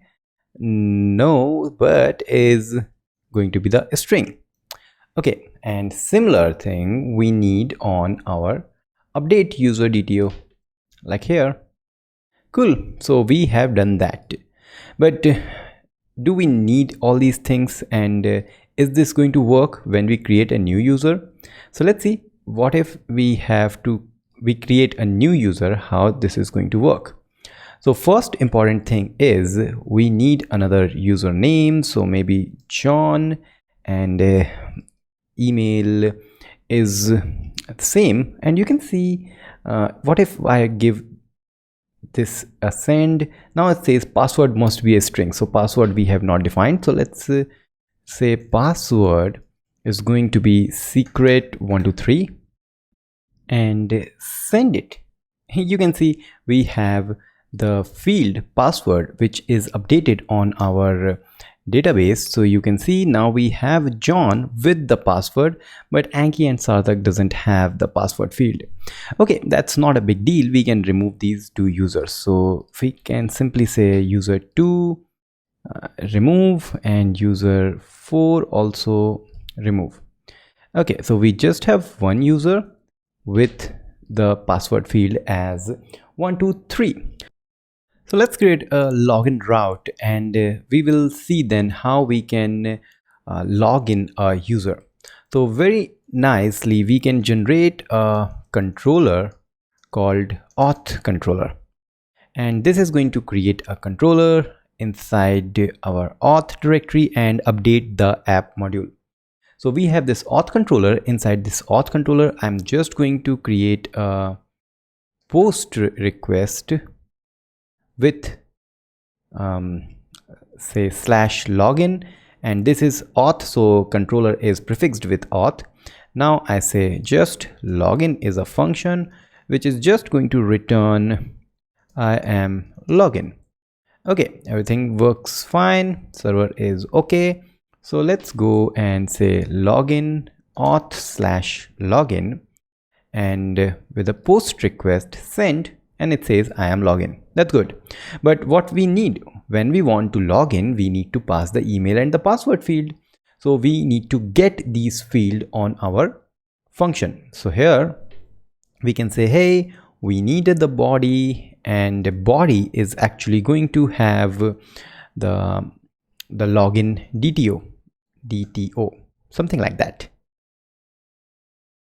So we have this, and we can define this as any for now, and I can use this and return it like this. So we need to import this body, and body is imported, decorator is expected, and Something is bad happened here. Oh, I always forgot to call this decorator.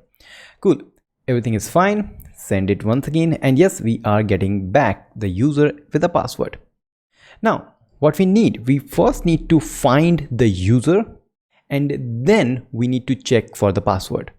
So how we can find? We do not have the user repository here. So how we can use the user repository in user service? We did something like this thing, user repository, but instead of using user repository, we have this user service which is going to find or show a user. Okay, so this is really good function which we can easily use, but instead of this show with the ID, we need to find the user with the email. So let's create another function called find by email, where I get the email like here, and then I return this dot user repository dot find one, and inside that I say where email is equal to the email we have passed, like this. Okay, now we can use this function inside this body. This means we need the user service as the dependency injection is all inside auth controller. So we have something like this. So private user service is going to be user service, and that's it. Is this going to work? Let's see.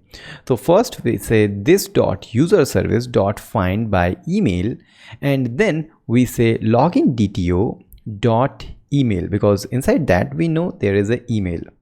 Is this going to work? Let's once again try. Okay, server is not happy with this thing. So now what it says, Nest can't resolve the dependency inside the auth controller. So we are trying to use the user service, but this controller is auth controller doesn't know from where it can get the user service. But why? Because auth module is missing, and we are not having any way of telling that auth controller is there. So in the app.module we have the auth controller, but app module also doesn't aware about the user service. So how we can do that? So we have to do two things. First, we need to create a auth module. So Nest create a module called auth not user. So auth module, and it should be available here. Auth module is there, and app.module is updated with the auth module. Now we don't need this auth controller from here, because auth controller is now defined inside this auth module.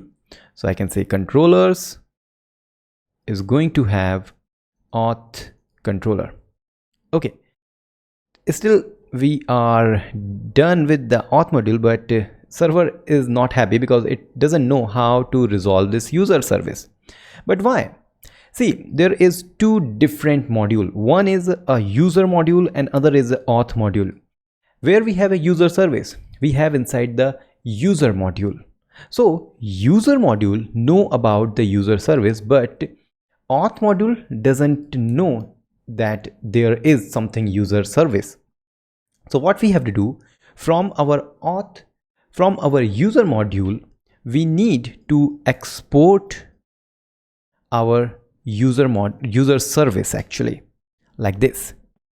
Now when we have exported from this user module, we need to import full user module, which is only going to give this user service as the service. But where? We have this auth module. Inside this auth module, I want to import user module. Now when we import the user module, do we mean that we are importing each and everything? No, we have only exported user service. This means when we import any module inside other module other than root module, so when we import user module inside the auth module, then it is only going to catch, or it is only going to use the services which we have exported from the user module.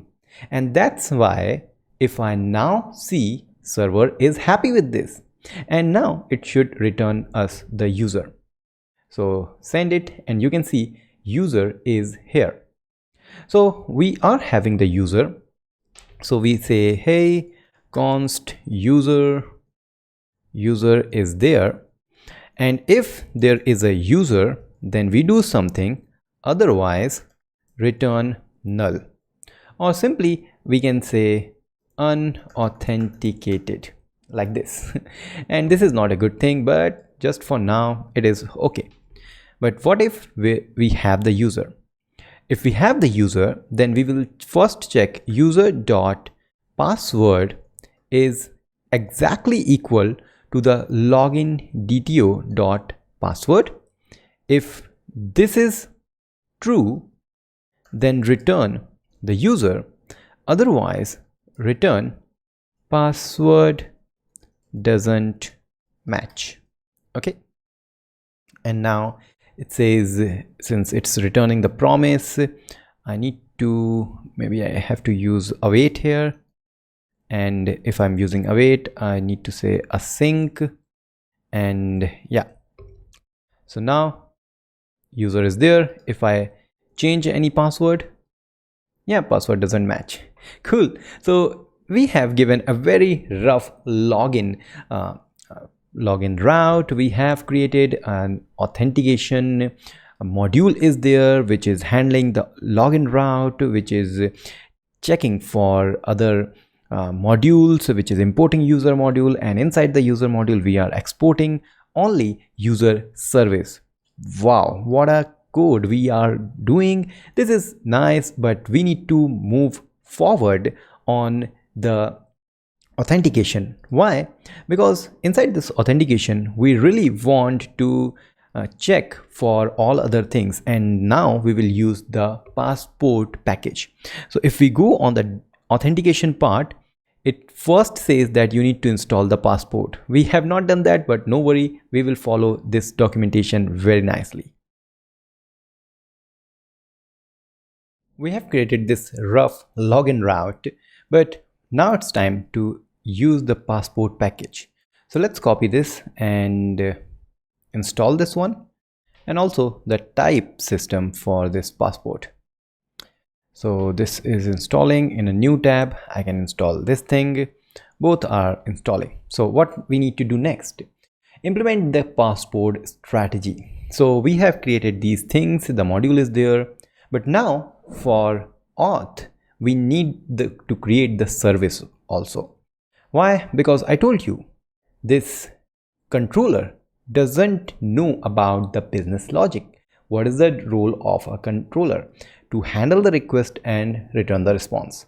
That's why on the auth module we need the service. So now we are creating the service, and you can see the auth service is created and auth module is updated with the auth service.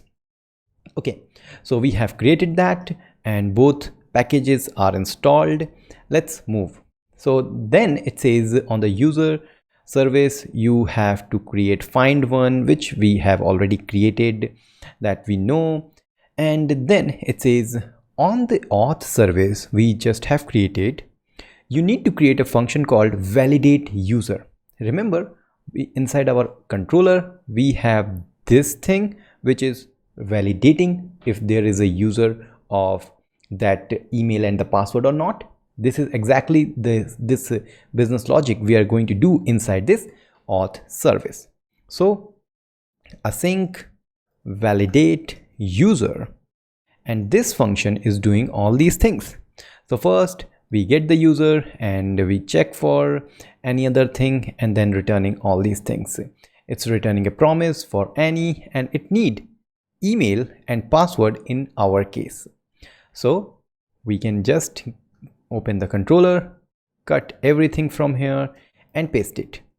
And since we need the user service here, we can move the constructor where we have the dependency injection for user service, Now it's inside the auth service.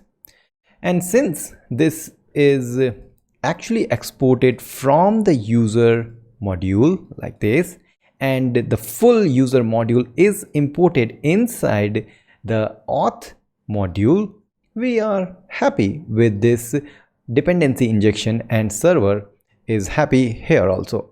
Although it has some other error, we can check. It says login DTO is not there. Maybe we can just say I need an email as a string and the password as the string, and now instead of login DTO dot something, I'm providing this thing. Cool. So everything is there, and now when we want to use this, we can first create a constructor. Inside we can say private auth service service sometime I forgot the spelling. Auth service is there.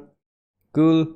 And now I can return this dot auth service dot validate user and passing login DTO dot email comma login DTO dot password. Okay, this is nice. Controller doesn't know about the business logic. It's just calling this validate function, and that's cool. On the auth service, we are having this. Still, we are not doing any passport thing. So what next? After doing that, it says that you need to add your auth service to the provider. Auth provider, yeah, auth module provider is already added. Then it says implement the passport local. This is the real important thing. Inside the auth directory, let's create a local strategy. What strategy is doing? Strategy is actually checking for the user validation, and if it got the user, then it returned the user, otherwise it will throw the exception. And this is all the passport related thing. So let's create a local strategy.ts file inside this auth directory. So create a file local strategy.ts, and then I'm going to copy all these things and paste it and see what we need or what not. So local strategy is extending the passport strategy, where we are having some kind of a strategy coming from passport local. Then on the constructor, we are getting the auth service. We know this is a dependency injection for auth service we have just created to access this validate user function, and it's calling super so that the passport strategy class will also get something on the constructor and it will be there. Finally, on this local strategy, we need a validate function which is going to use the email in our case and the password, and then we pass the email on the validate user, which is returning the promise for any and unauthorized exception if we don't have the user. Okay, so is this going to work? We need to change our code a little bit. It says that if we don't have the user, we need to return null, and if password is also not matched, then also we need to return null. Is this the same thing? We can verify from here. See, if user is there and its password is matched, we can do the same thing by doing all these things in one go. If user is there and the password is matching with the password, then return the user, otherwise return null. Let's check this out. Is this going to work? Our insomnia is here. Password is incorrect, obviously 123, but it's 13. Let's run it. It's not returning any response. This is not good. It's actually returning null.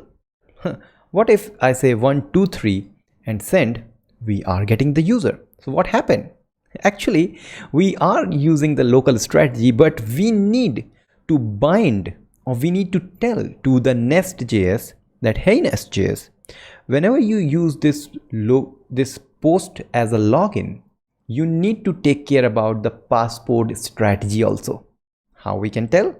Go to the documentation, and here you will find after that first you need to go to the auth module, and then you need to import passport module and provider the local strategy.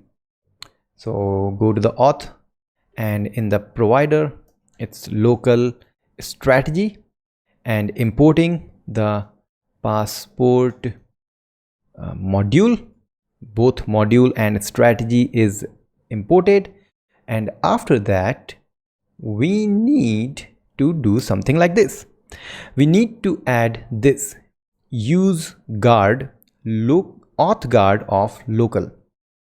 Okay, and auth guard is coming from passport. So we have just imported these two. It is not working. See, it's still returning null. But go to the controller, and above this we can add these things and import these two, and it should now do the magic. Click on send, and you can see now, since the password is incorrect, it is saying unauthorized and status code is 01401. If I provide the correct password, it should not return this thing. I think we have some issue. So what happened here is, the problem we are facing is on the local strategy. The local strategy actually need the user name.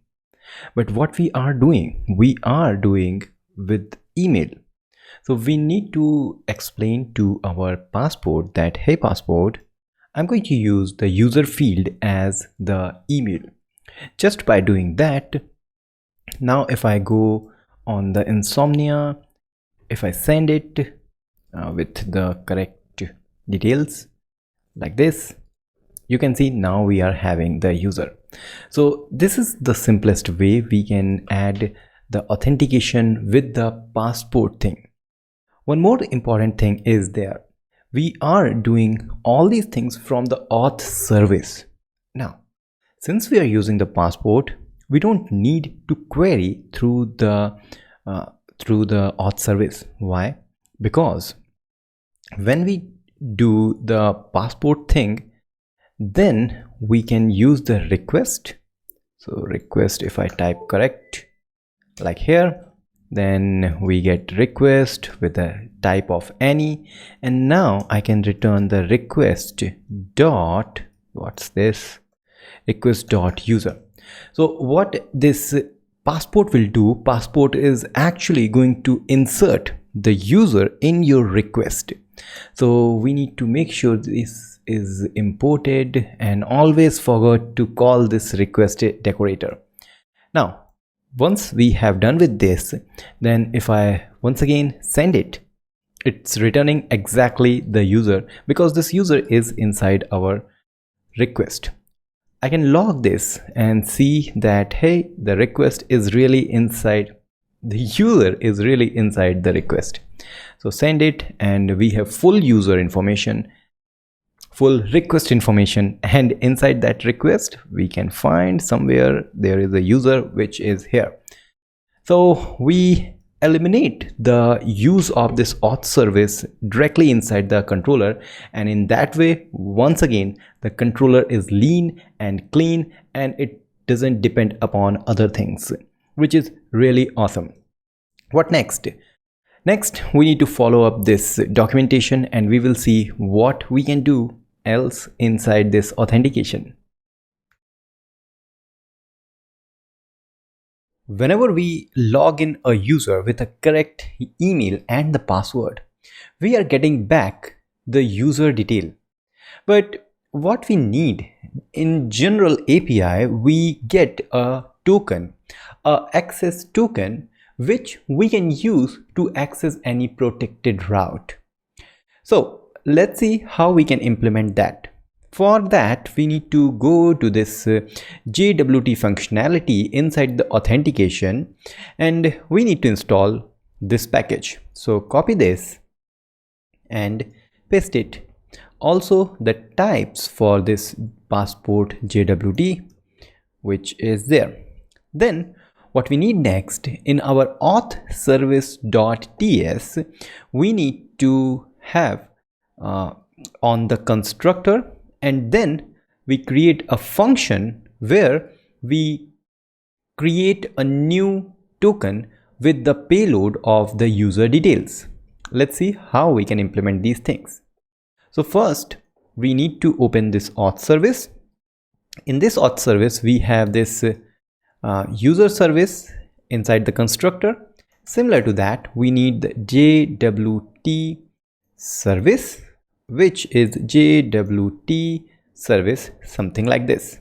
Okay, and service. Good. Now just like this validate user function, I need another function called login. Inside this I will get the user, and from that user we can extract the email and the password, email and the user ID actually. So we say const payload is equal to an object with the email of user.email, and sub is going to be user.id. So we have user.id, and then we get the user, and this is going to be Annie for now. Once we have the payload, then we can simply return an object which is having access token, where we say this.jwt service.sign, signing with the payload. Once we do all these things, it will going to work. And yeah, so we have implemented this JWT service. We have created this login route, login function, not the route, login function. What next? Once you have done with these two things, you can create a JWT secret constant, although you can have this constant in your .env file also, but let's have this somewhere on the auth. We can create auth.constant.ts and have this just like here, and then we can go to the auth module and register our JWT module with the secret and the sign option. How? Go to the auth module. On the providers, on the import actually, we have these two. Next will be JWT module. Inside this JWT module, I need secret,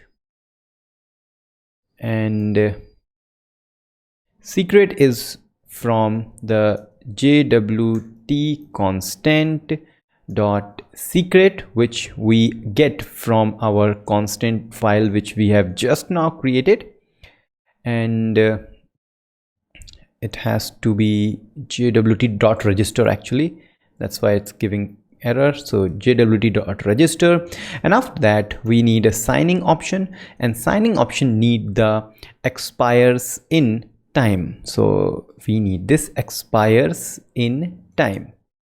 Just by doing this, we are ready to use our login function which we have in our auth service. But where we can use it? We have to use this in our login route inside the controller. So it's going to be really easy, because now login function is inside the auth service. So auth service is having this login function.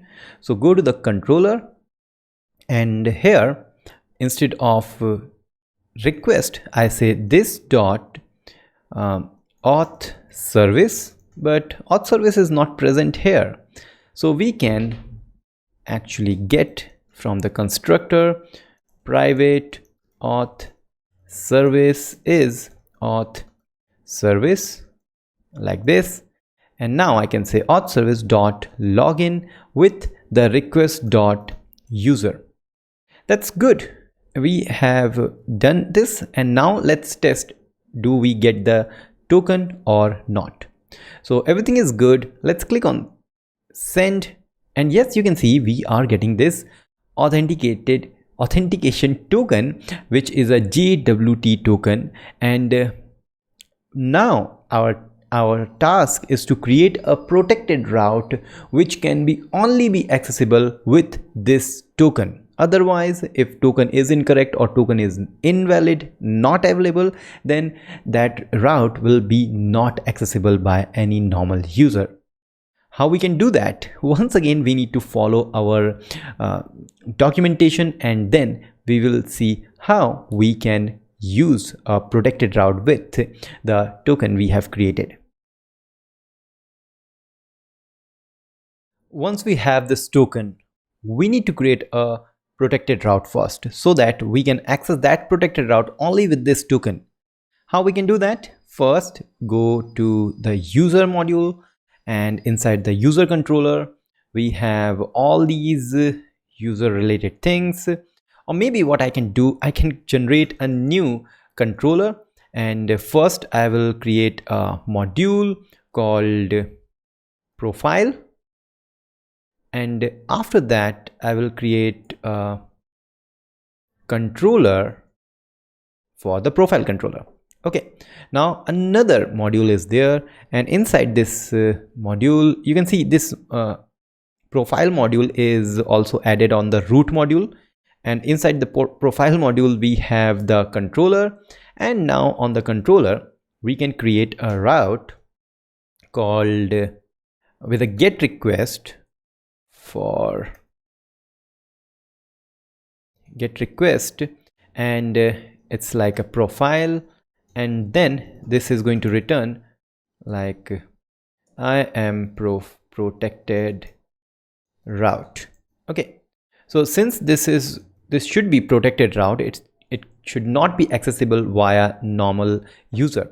So what if I say profile with a get request? You can see it is returning this I am protected route. So maybe I can do something like message. Yeah.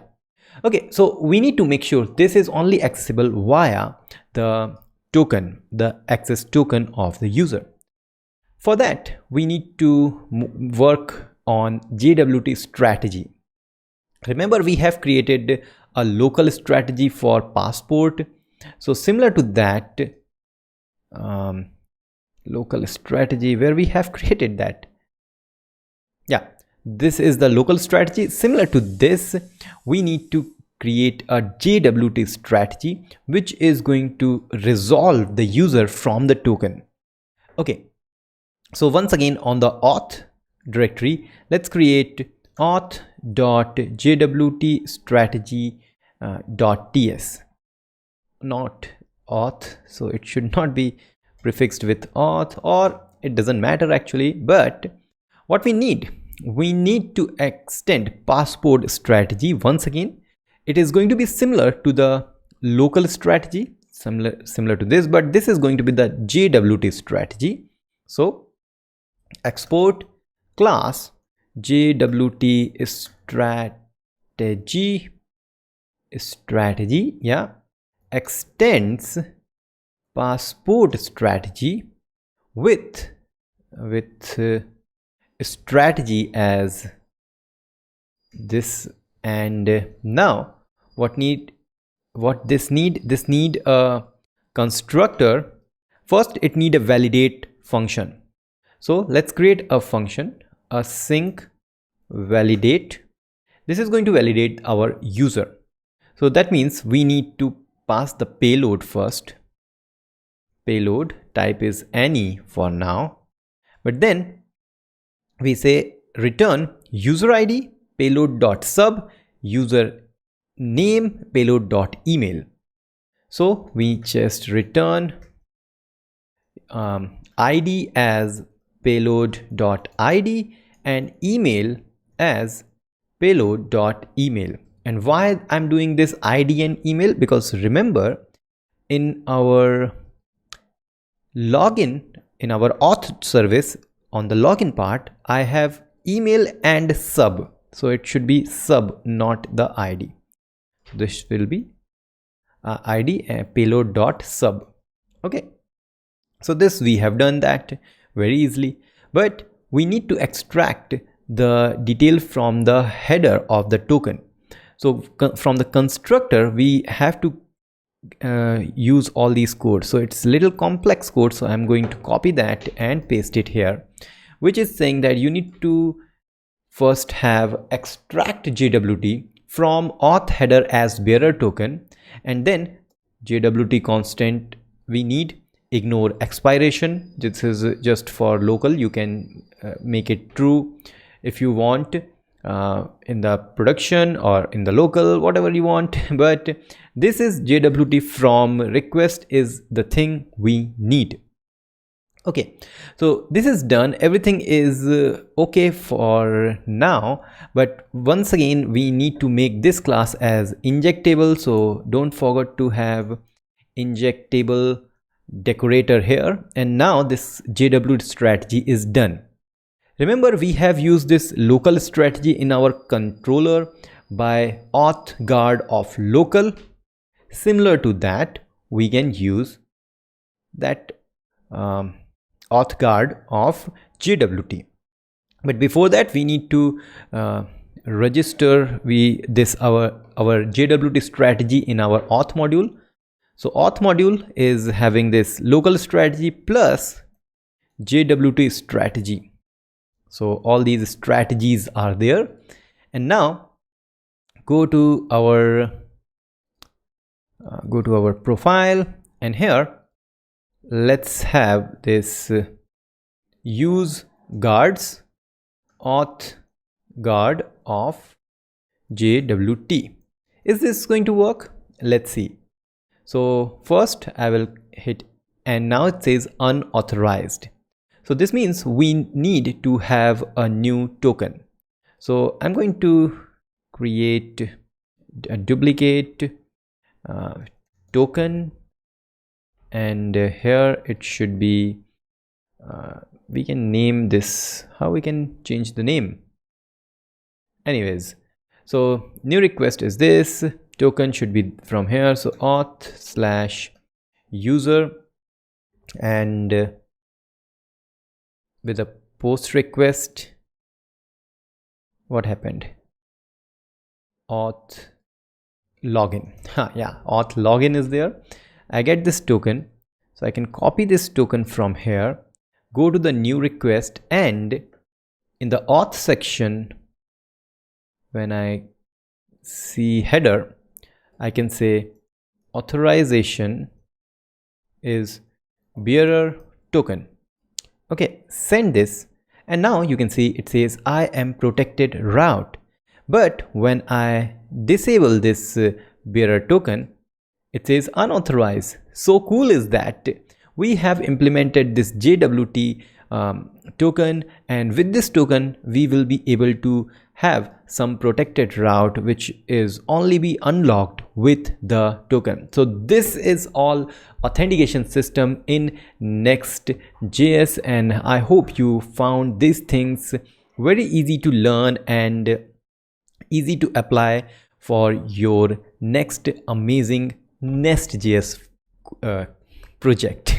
Okay, so I hope you like this videos, and share this video with your friends. Don't forget to subscribe and like Bitfumes on Facebook, Twitter, Instagram and LinkedIn. Subscribe is must, and if you have any request for anything related to programming, just comment below. I will create a full video on that. See you in the next video.